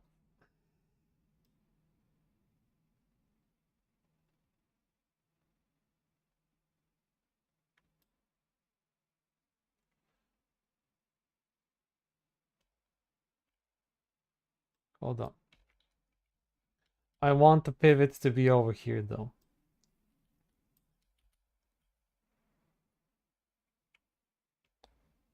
So I will again shift S. This is like this is control for like snapping of the object, and I want to change the origin to the selection. No, I mean origin to cursor. What is the origin? The origin is basically pivot point. See, like this is right, the new pivot point, and it's over here. So this will be a bit more convenient for me to blanch it out. And I need to go like this. Okay. I need to also, I will snap the cursor to the selection like this. So now I need to shift it a bit to the side so I can use the sneer tool. But I don't want to shift the center of mass. I want from the pivot point over here that I dedicated earlier. So I'll go over here to, I'll change the pivot to this, to the cursor itself for now. And I'll push it like this, okay? Good. Let's switch to like to the actual origin. How tall do we need it? I need to Yeah, that looks about the right size. Okay, so we have one wing to the side. We need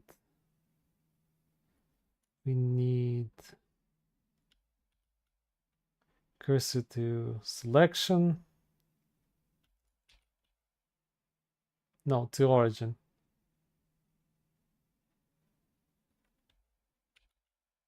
And we will make another box.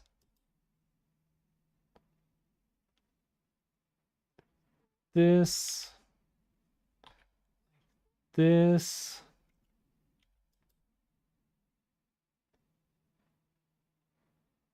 Okay. Can I find out how tall I need it?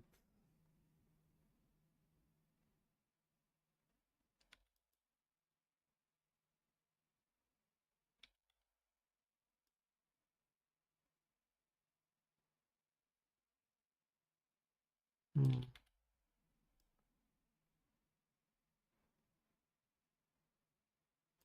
Looks about right. Um, let's check another reference.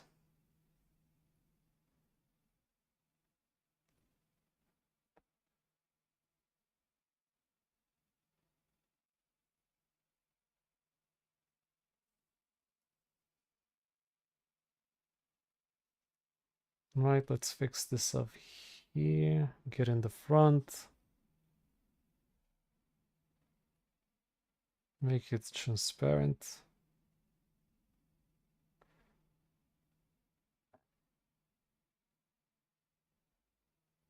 Okay.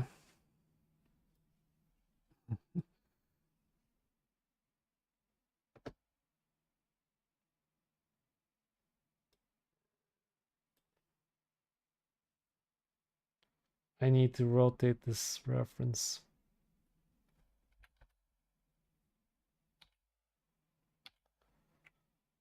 $180. Cool.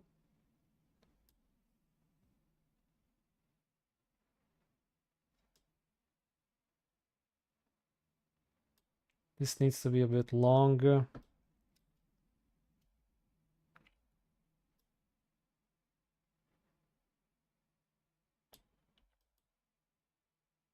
So, because yeah, it's in the front right. Okay.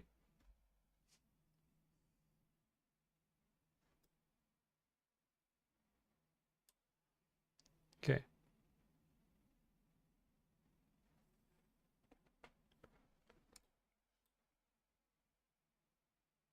So we are done with the reference for the time being. I need to make a couple things. One is like I need to make the drum barrel. Go over here. I will hide the wing for a moment. So it has to be like, hold on, let me.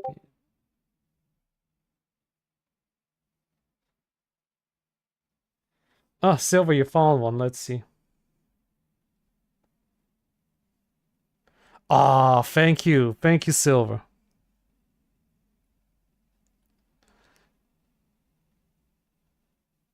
I wish I found this image earlier. Um, hold on, let me get it. Thank you most kindly.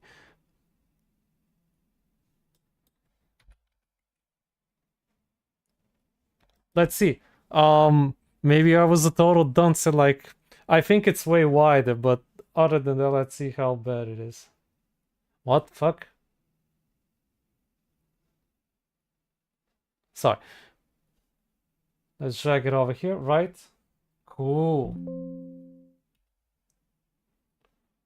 Let's zero in on all the transforms. We will, this is important, again, we will get it in the front and give it some opacity. Yeah, as I thought, like, not too bad. It's like, it's more wider, but it's not a problem. We'll just move this guy to the side.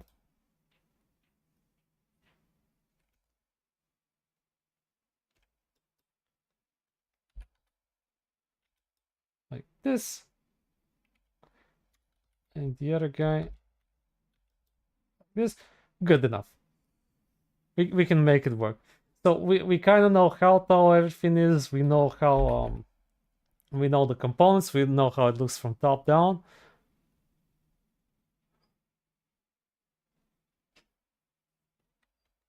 I will save. I will disable all the reference besides this one.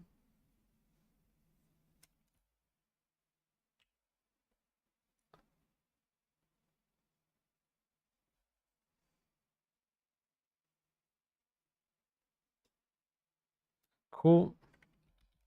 Let's save. Always save, guys. Always save. Save, save, save. If you don't, you'll cry later.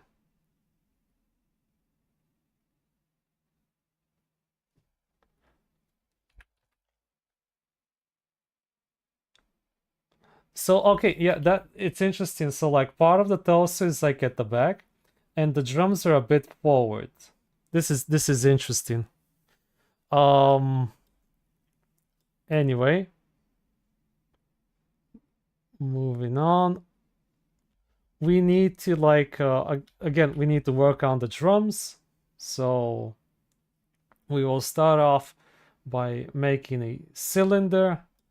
We will not guesstimate, we will like we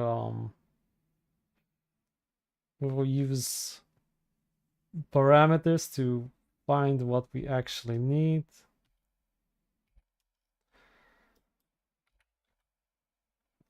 Oh, by the way, again, I don't know if I talked about this, but there's hotkeys for like going like in the different perspectives and whatnot, right? Uh, and also shifting things. Um, I don't want to bog you down with the details. An easy way to for a novice to navigate is again like go up here to the compass, and you can like do it like this, right? And if you hover, it'll tell you what the key is that you need to do. There's like there's a bit more tricks to it than that, but it's not relevant. When someone asks, or when it's relevant, we'll like go over it. So now we have the barrel, we have 32 divisions. We need to tone down the depth. So good. Forward. The radius is too much. We're gonna downscale.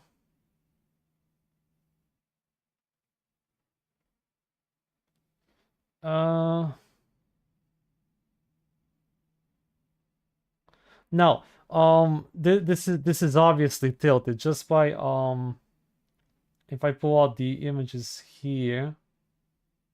There was a good picture of it.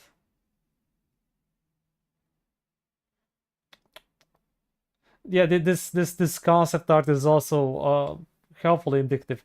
The barrels are tilted, but for now we'll be working on as if they were like aligned properly. Like properly to the world origins. We'll like tilt them later when we're done. It's not a big deal. Um I think I have I think I hopefully have enough divisions. Yeah, looks like it. Hold on. I I'm gonna getting annoyed that I'm selecting the reference again, but I don't want to turn it off, so I'll do something. I'll go to the outliner and now enable this setting. Can you guess what this thing does, guys? This arrow. It means that I'm disabling this whole thing from selection. So like none of the references I can select now. I disabled them. Right? Now they're enabled again. Now it's annoying. Now they're disabled. We can work a bit more peacefully now. Um so mm, there's a couple of things. We have can I draw on this?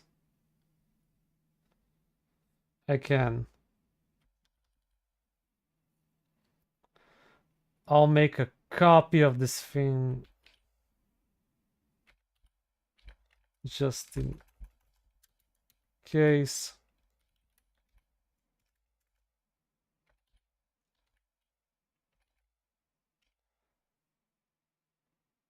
Motherfucker. Ah.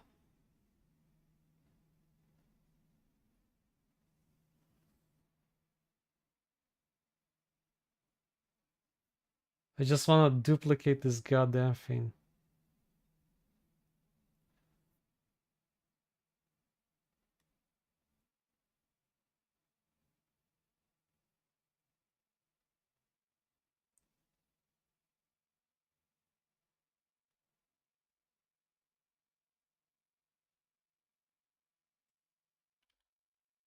Fuck it.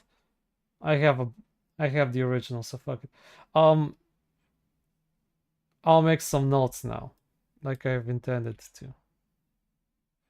We by the way, um every window has like one of these.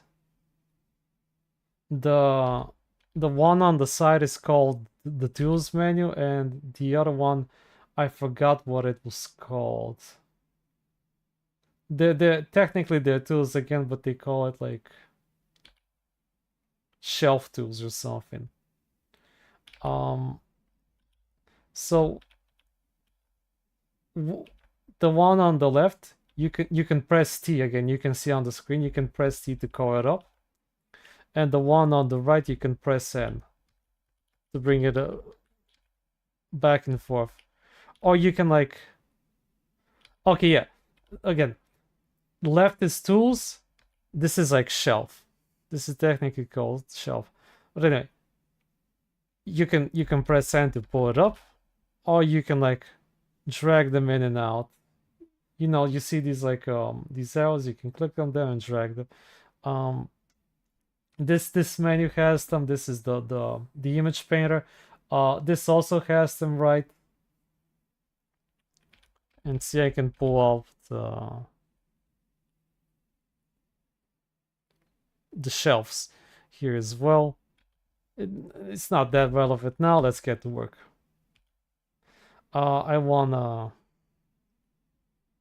nice bright red color. Okay, so back on topic. This barrel has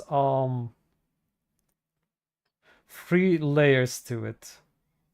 One is like this thing, another is down over here, and the third layer is here, the core.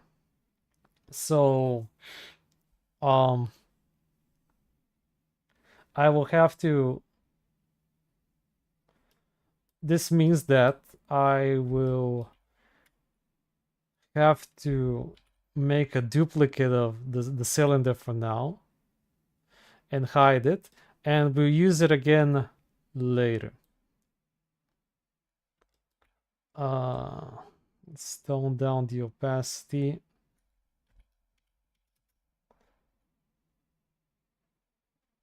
And yeah, I'll use this like I'll use a bit of the reference to guide me. So like the first layer is like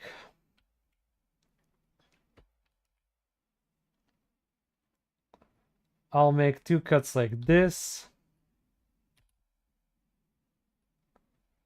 and I will scale the medium.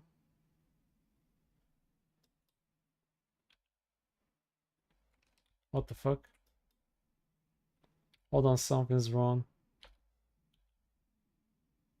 Ah, right. I was getting Z-Fight. I was like, there was a mesh below, and then I realized. So we'll make a cut like this. We'll press R again. We'll make another cut. This should be good enough.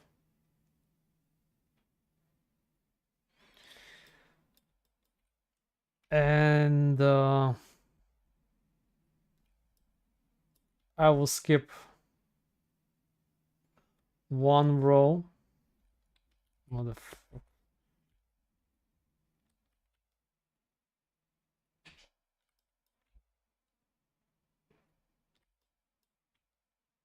I'm holding shift and going over them.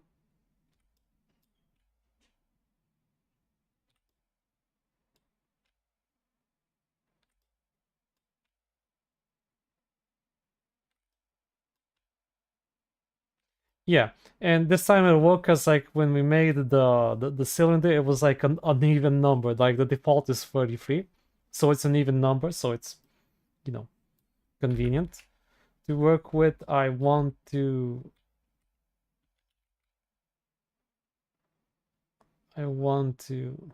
go to wireframe mode and get rid of this selection. Okay, and now we have to inset. So we've talked about bevel before. We can do an inset right now, which is kind of similar, but you'll see what I mean. Uh,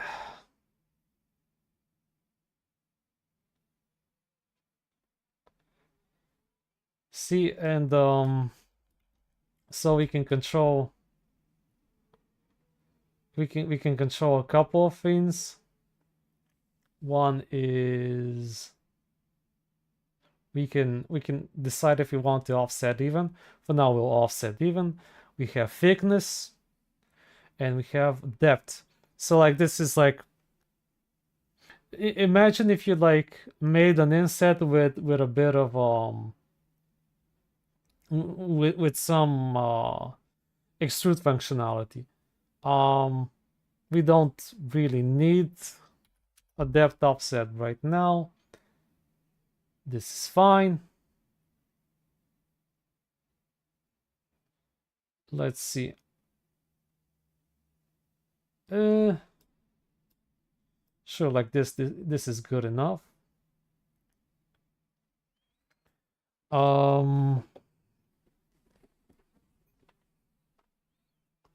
I have to make a new selection now, but in like wireframe mode.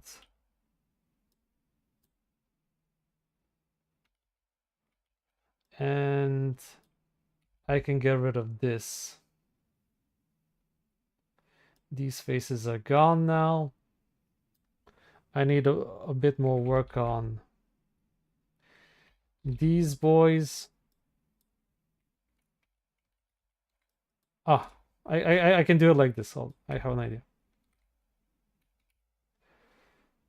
Select similar.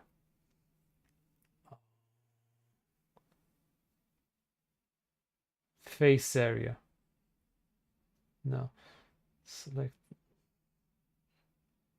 Yes. See this? Face area. Face area is like a different check for, like it checks for if the area of the face matches. Like here I'll enable, like here, like I've enabled the overlay to tell me that the face area of this face is specifically 0.0353 meters squared. And because, you know, it's a very similar thing, we can make it happen. We have like a threshold value, whatnot. This is fine as it is by default. So let's move on to the next step. We selected our faces. We now need to do a bit more of a cut. We will change our selection to edge mode. We will go to the wireframe again, and we will deselect these vertically. So now we have the not quite. Not quite. Let's try again.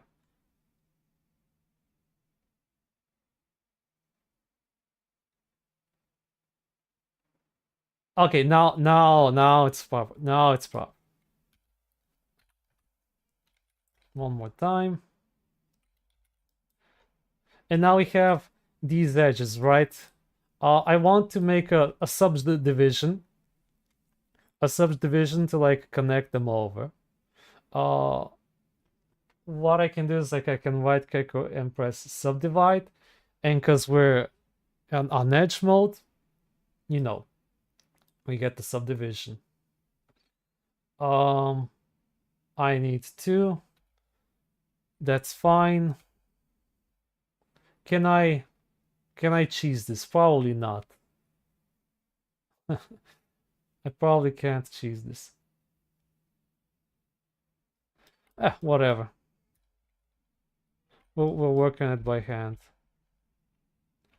I'll show you another interesting trick.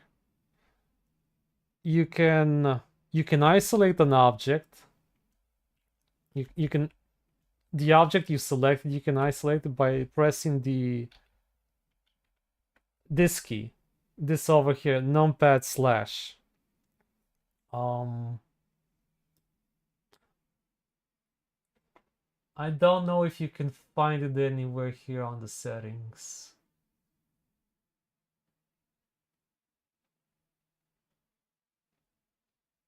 It should be somewhere on view, but I can't find it.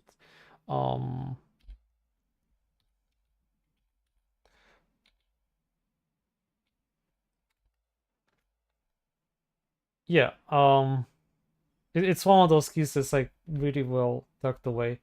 So like this is like isolation mode where like temporarily everything else is hidden, and if you press it again, you like you return to where you were before. We will take advantage of this to make our selection. So we will select the faces that we need.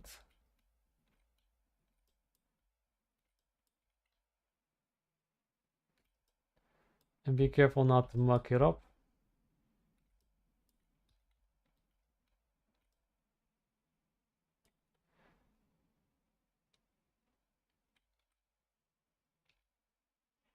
And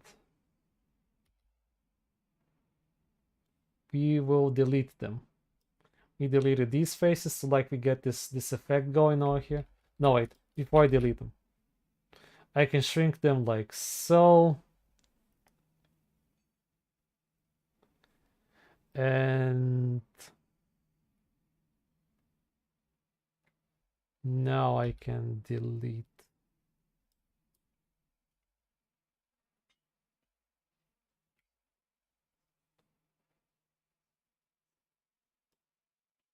Okay, so I enabled the auto smooth, and you see we're getting a good curve. Not perfect, but we'll fix it shortly. We'll fix it soon enough. I want to dig this further in. So if I press G, it's like it's just wild, right? If I press G, it's like too wild, and I can try doing tricks like along normal. That can work too, but a good way is a good tool is called slide.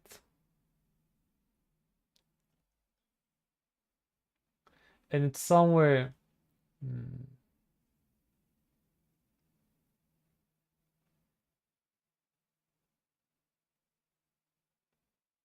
It's somewhere here in edge control, or like maybe here in the vertex.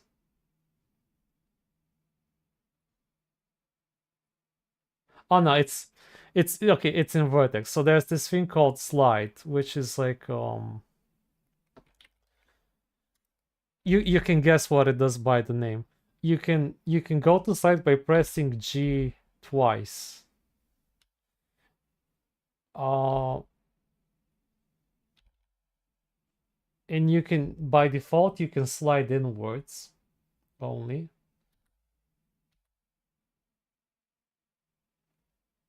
Or if you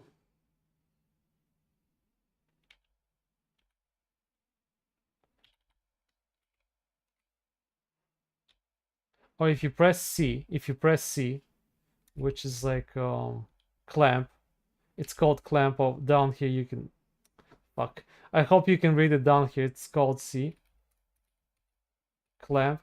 If you press clamp, you can like go beyond the limits. Your values aren't clamped, but for the time being we need them clamped, and we will push this a bit in like so. um I see that the factor is called is a value of 0.622. So I will take that knowledge into account, and I will work with similar edges. Let's see if I can. Oh, I cheesed it. Nice. So I will input my value. It has to be, yeah, good, good. No, not quite. I'll need to do this by hand again, but it shouldn't be too bad.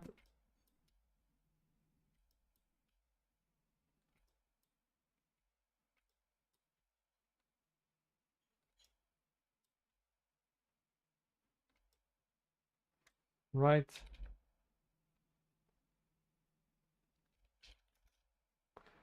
Like so.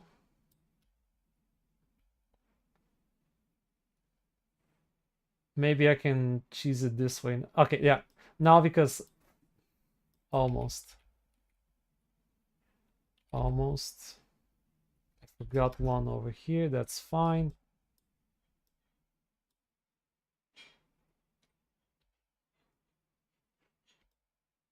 Usually it's bad, but this time it's fine because I know the value.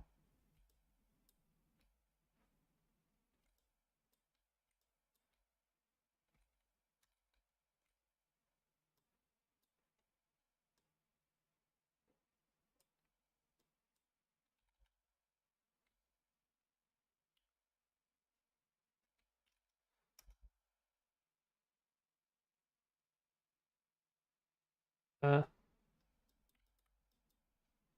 Hold on.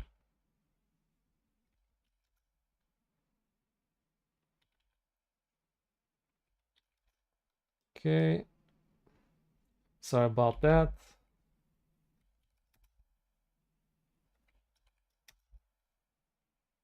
Yeah, yeah, yeah, yeah, yeah, yeah, yeah.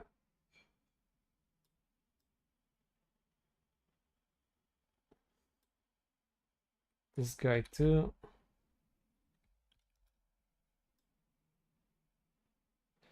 Cool. Now it should be right.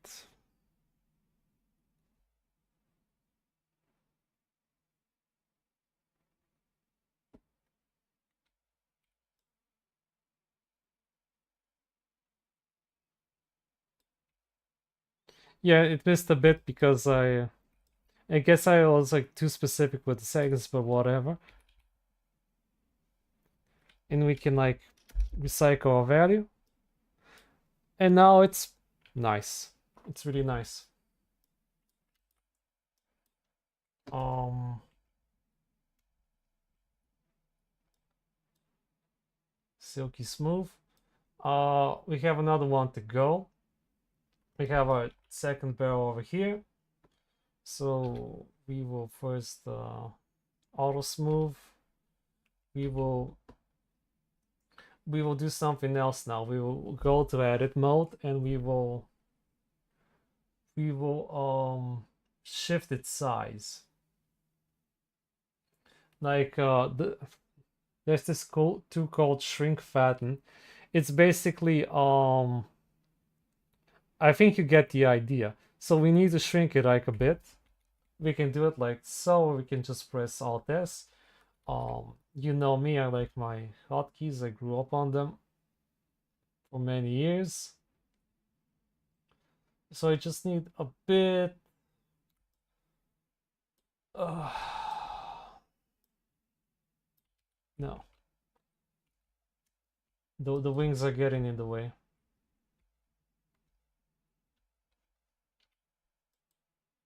We'll isolate again the two fins selected. Alt S.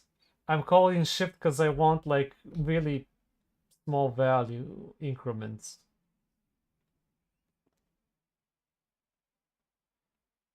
Uh, that's fine. Yeah, fine enough. Um, this detail is okay. Whereas the first one is like more angular, right? The second one, it's more beveled. Like it has beveled corners. It's not as sharp.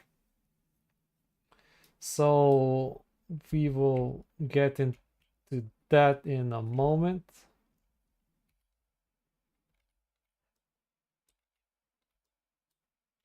Let's select this boy over here.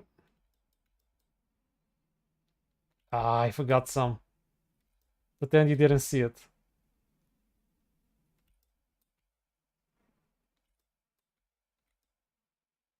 We'll fix that, but in a moment. Um, we will once again inset. We will shrink like so. Okay. This is good enough now. We'll fix this like this error in a moment, guys. Um,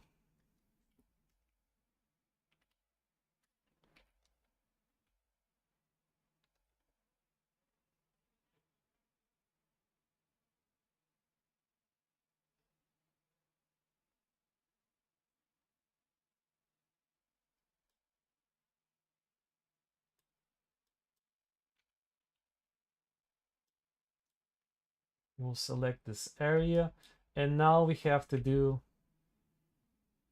some beveling. We will go to um no wait, first we need to do this.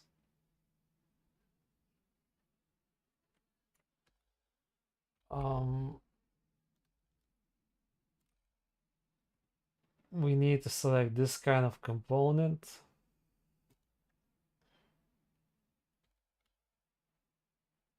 Let's see.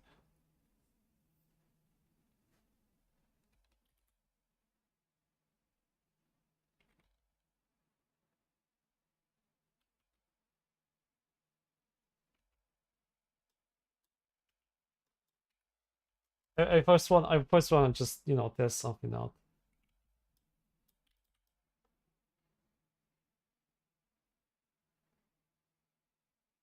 Yeah, looks clean. Looks clean. Good.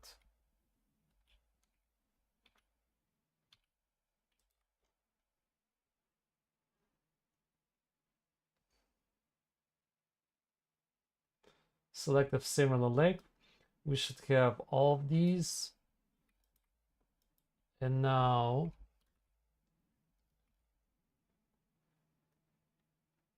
we go in like this.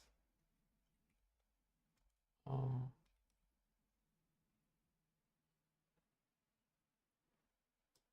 could then plus to like enlarge the selection, and we delete them.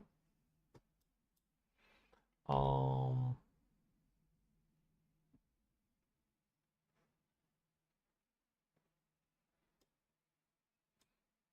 so this thing we can. There's a couple ways to solve this. There's a couple ways to solve this problem. Uh, and I think the way I'll do it for now is okay. What am I doing exactly? First, I'm enabling the so-called auto merge, right? Which is like when auto merge is like it merges vertices that are too close to each other. See, and you can see the threshold here.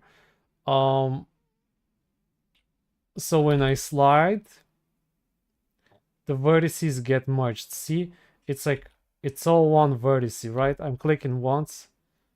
It's all one vertice.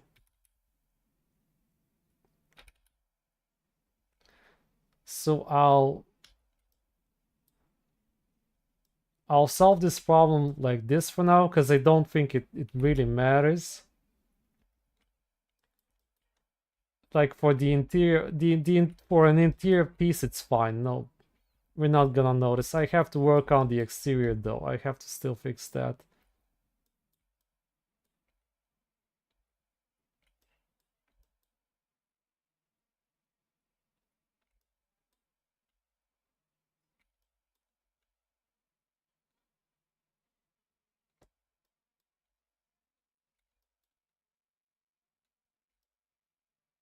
Okay.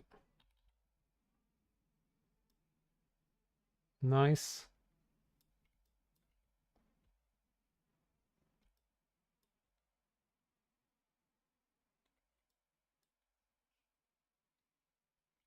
Nice.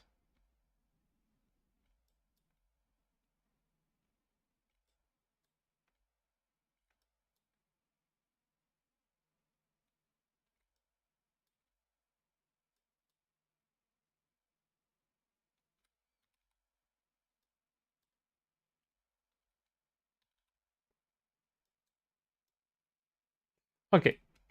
Clean enough. Uh, back on the wheel.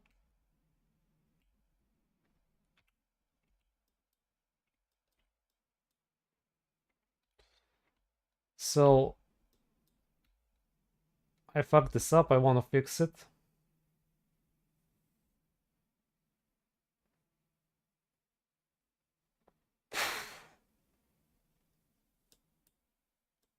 Sure, why not?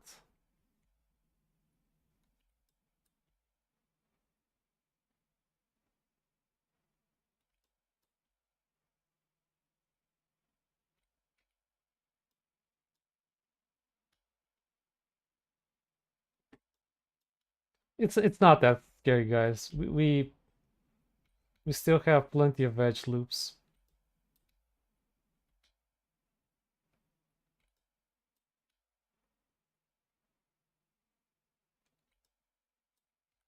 Like I honestly I could have made it like procedural as well, but you know, I'm too lazy for that right now. I could have made a procedural wheel with Tali and whatnot, but I didn't think of it at the time as I was measuring.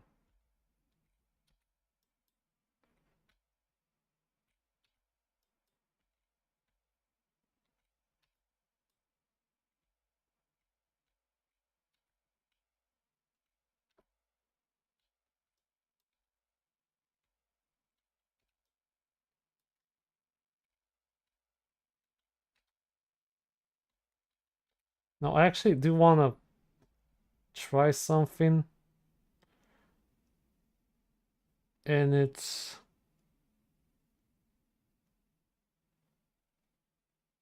Mm.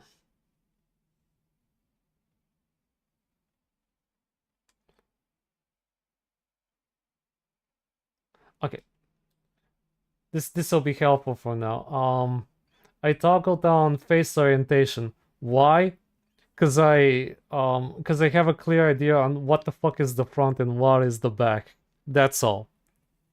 This red part will tell me that it's the back face that we're looking at over here, so I can like actually focus. We're almost done.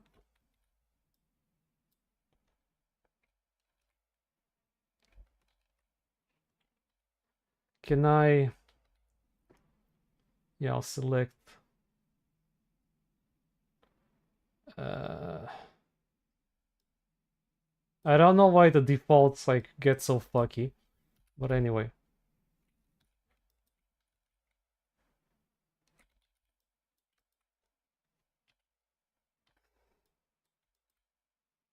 We will subdivide once again, and we will cut it to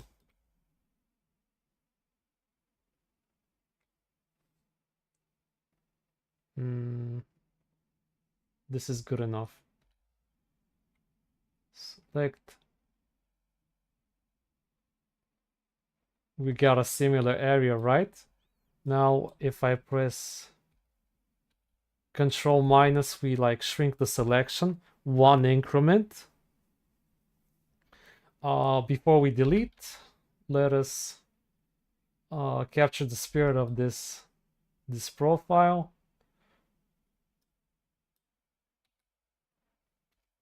Ta-da!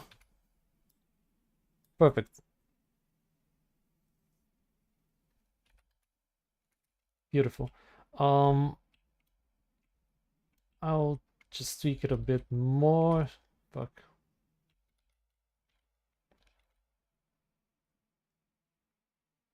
Just a bit more, guys.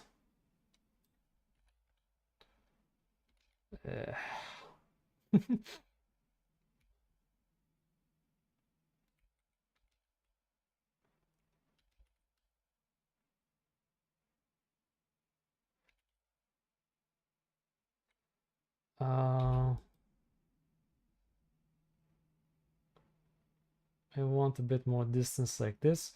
So like now there's on this side it looks good, right? But there's another problem. On this side it doesn't match. What we can do is like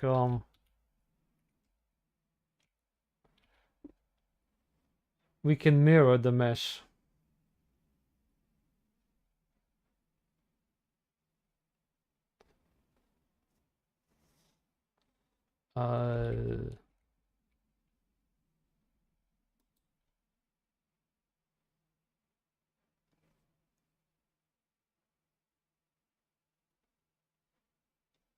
Yeah, see? I hope it's not hard to tell.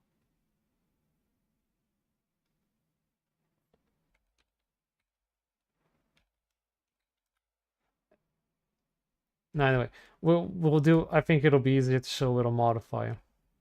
So like we can get a modifier. It's under generate and it's called mirror. We need to turn on bisect, which is going to give us a cut in the middle.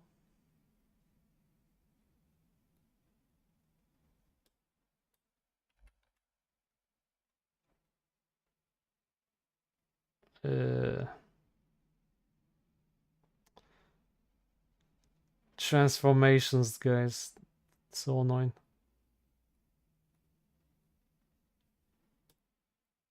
Is this it? No.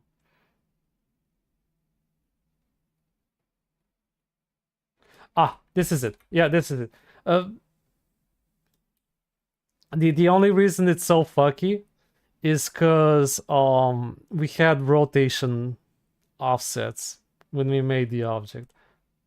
Otherwise, I didn't notice, so that's why it was so fucky. We get a we get a mid edge, but that's fine. We need to flip it though, so like this. Yeah, see? Okay, perfect. Now I really like it. Now I really like it. And for the sake of posterity, I will also dissolve the middle edge. Okay?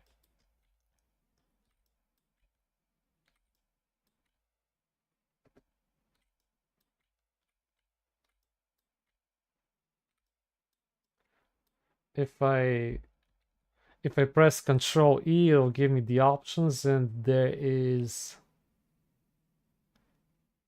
a dissolve somewhere. Dissolve, dissolve. No, it's over here. It's like under mesh delete. Dissolve edge. Gone. Band, band, band. Gone forever. It's clean now. See? Nice and smooth.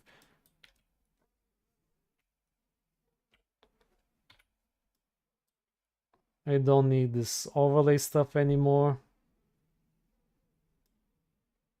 Cool. That's right, we banned that vertex. Let's look at the concept again. We got good detail over here in the middle. This thing, I'm not sure if like, so over here, this section, I think it's at an angle. I think it's like something like 30 degrees at an angle. Let's see the concept.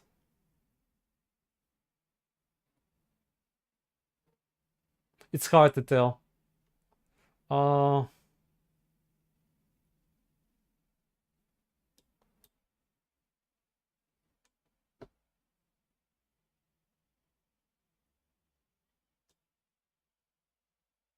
There has to be some sort of angle. I can like intuit that there's something going on over here, right?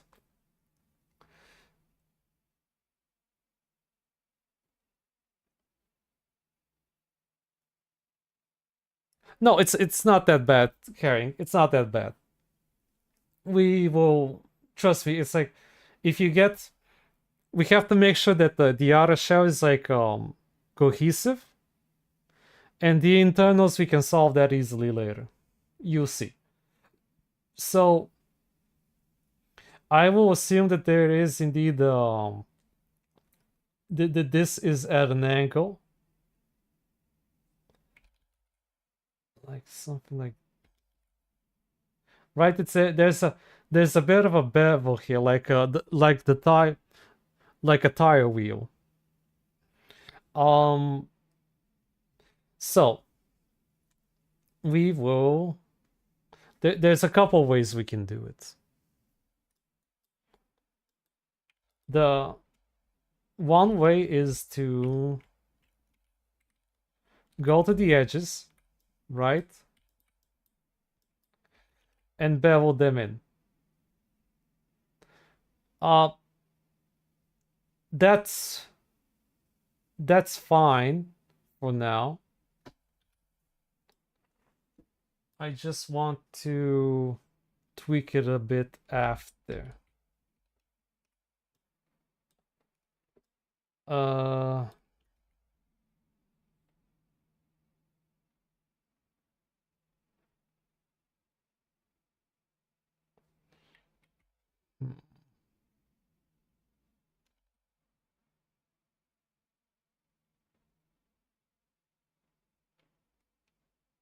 no, I won't bevel. I'll do something else. I'll show you something. We will make another inset.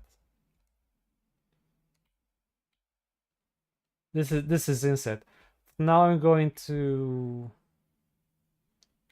hone in on the profile that I need. And I will add a loop here. I will press again Alt S. Let me hide this for you because we won't need it for now. And I'll Alt S to like get this cut over here. Okay, better.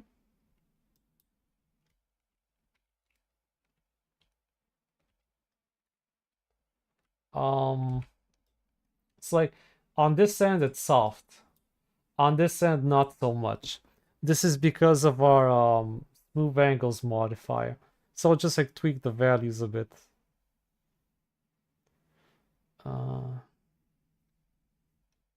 55. Okay. The profile is looking good.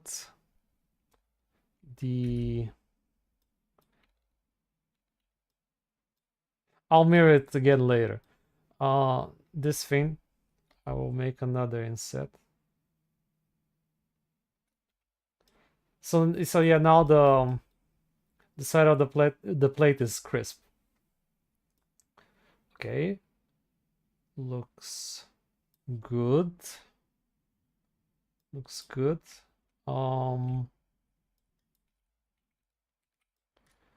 I want to play with this a bit. And this will tighten them up just a bit.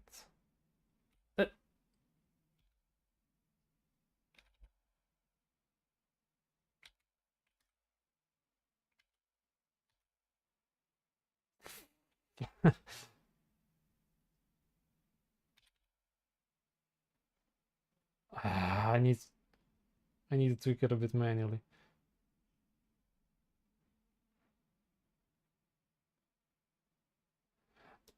Okay. Yeah, nice. So this piece can this can just be its own separate piece. This thingy over here. We don't need it to be like to all be one mesh. At least I don't think. It's small enough to warrant its own thing.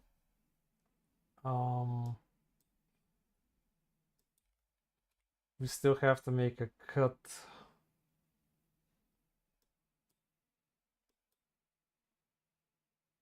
over here.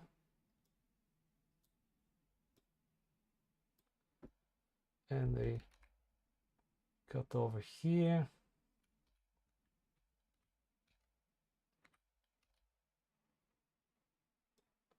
We will get rid of these faces. We don't need them. And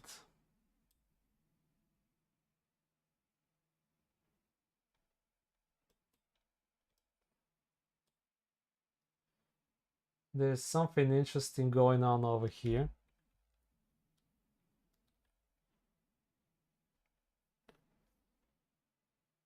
Okay, 15 minutes until Randy ends. So I'll do this one last part here and we will save and I'll let you guys go.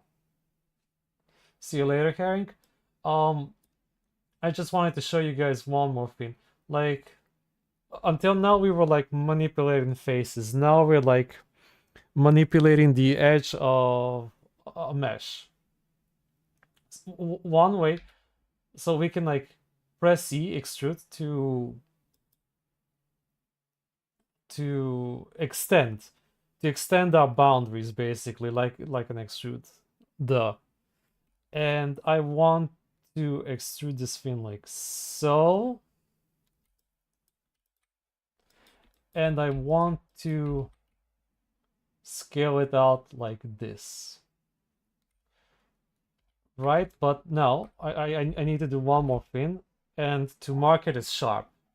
Now that I marked it as sharp, you see, we're getting something. We're getting something interesting. Let me change shaders. Metallic.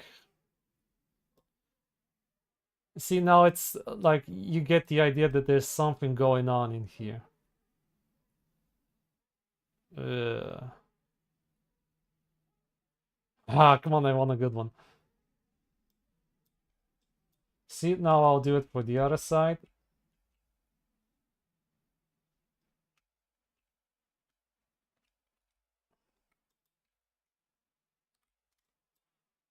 I will extrude.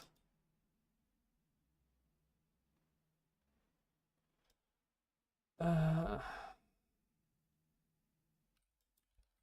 I'll press Alt S. Alt S, which is like shrink and fatten. I think it was called. Yeah, shrink and fatten. It's like we got another edge over here. And I see like it's like a bit more refined now. As if it like there's mass to it and there's like contour and layers.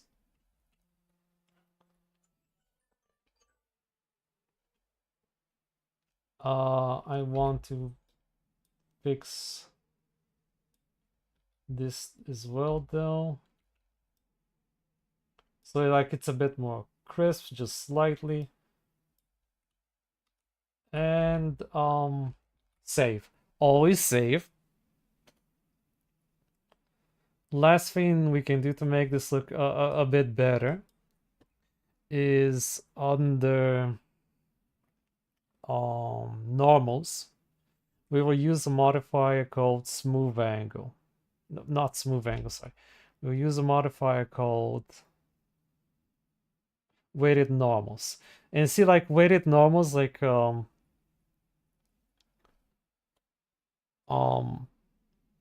refines our normals. This is motherfucker.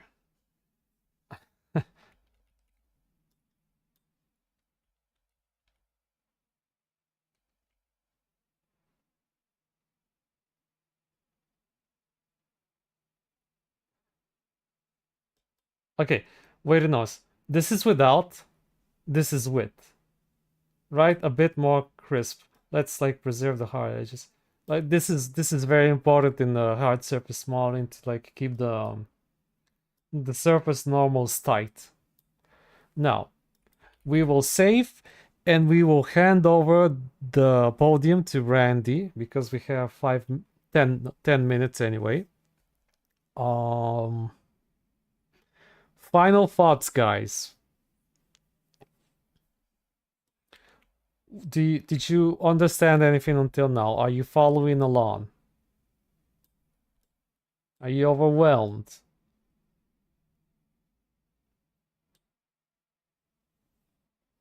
Anything like that?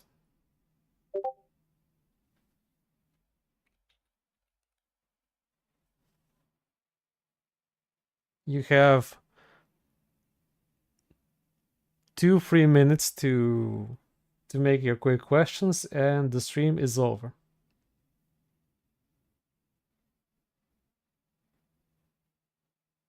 Okay, good. You're following along, Silver.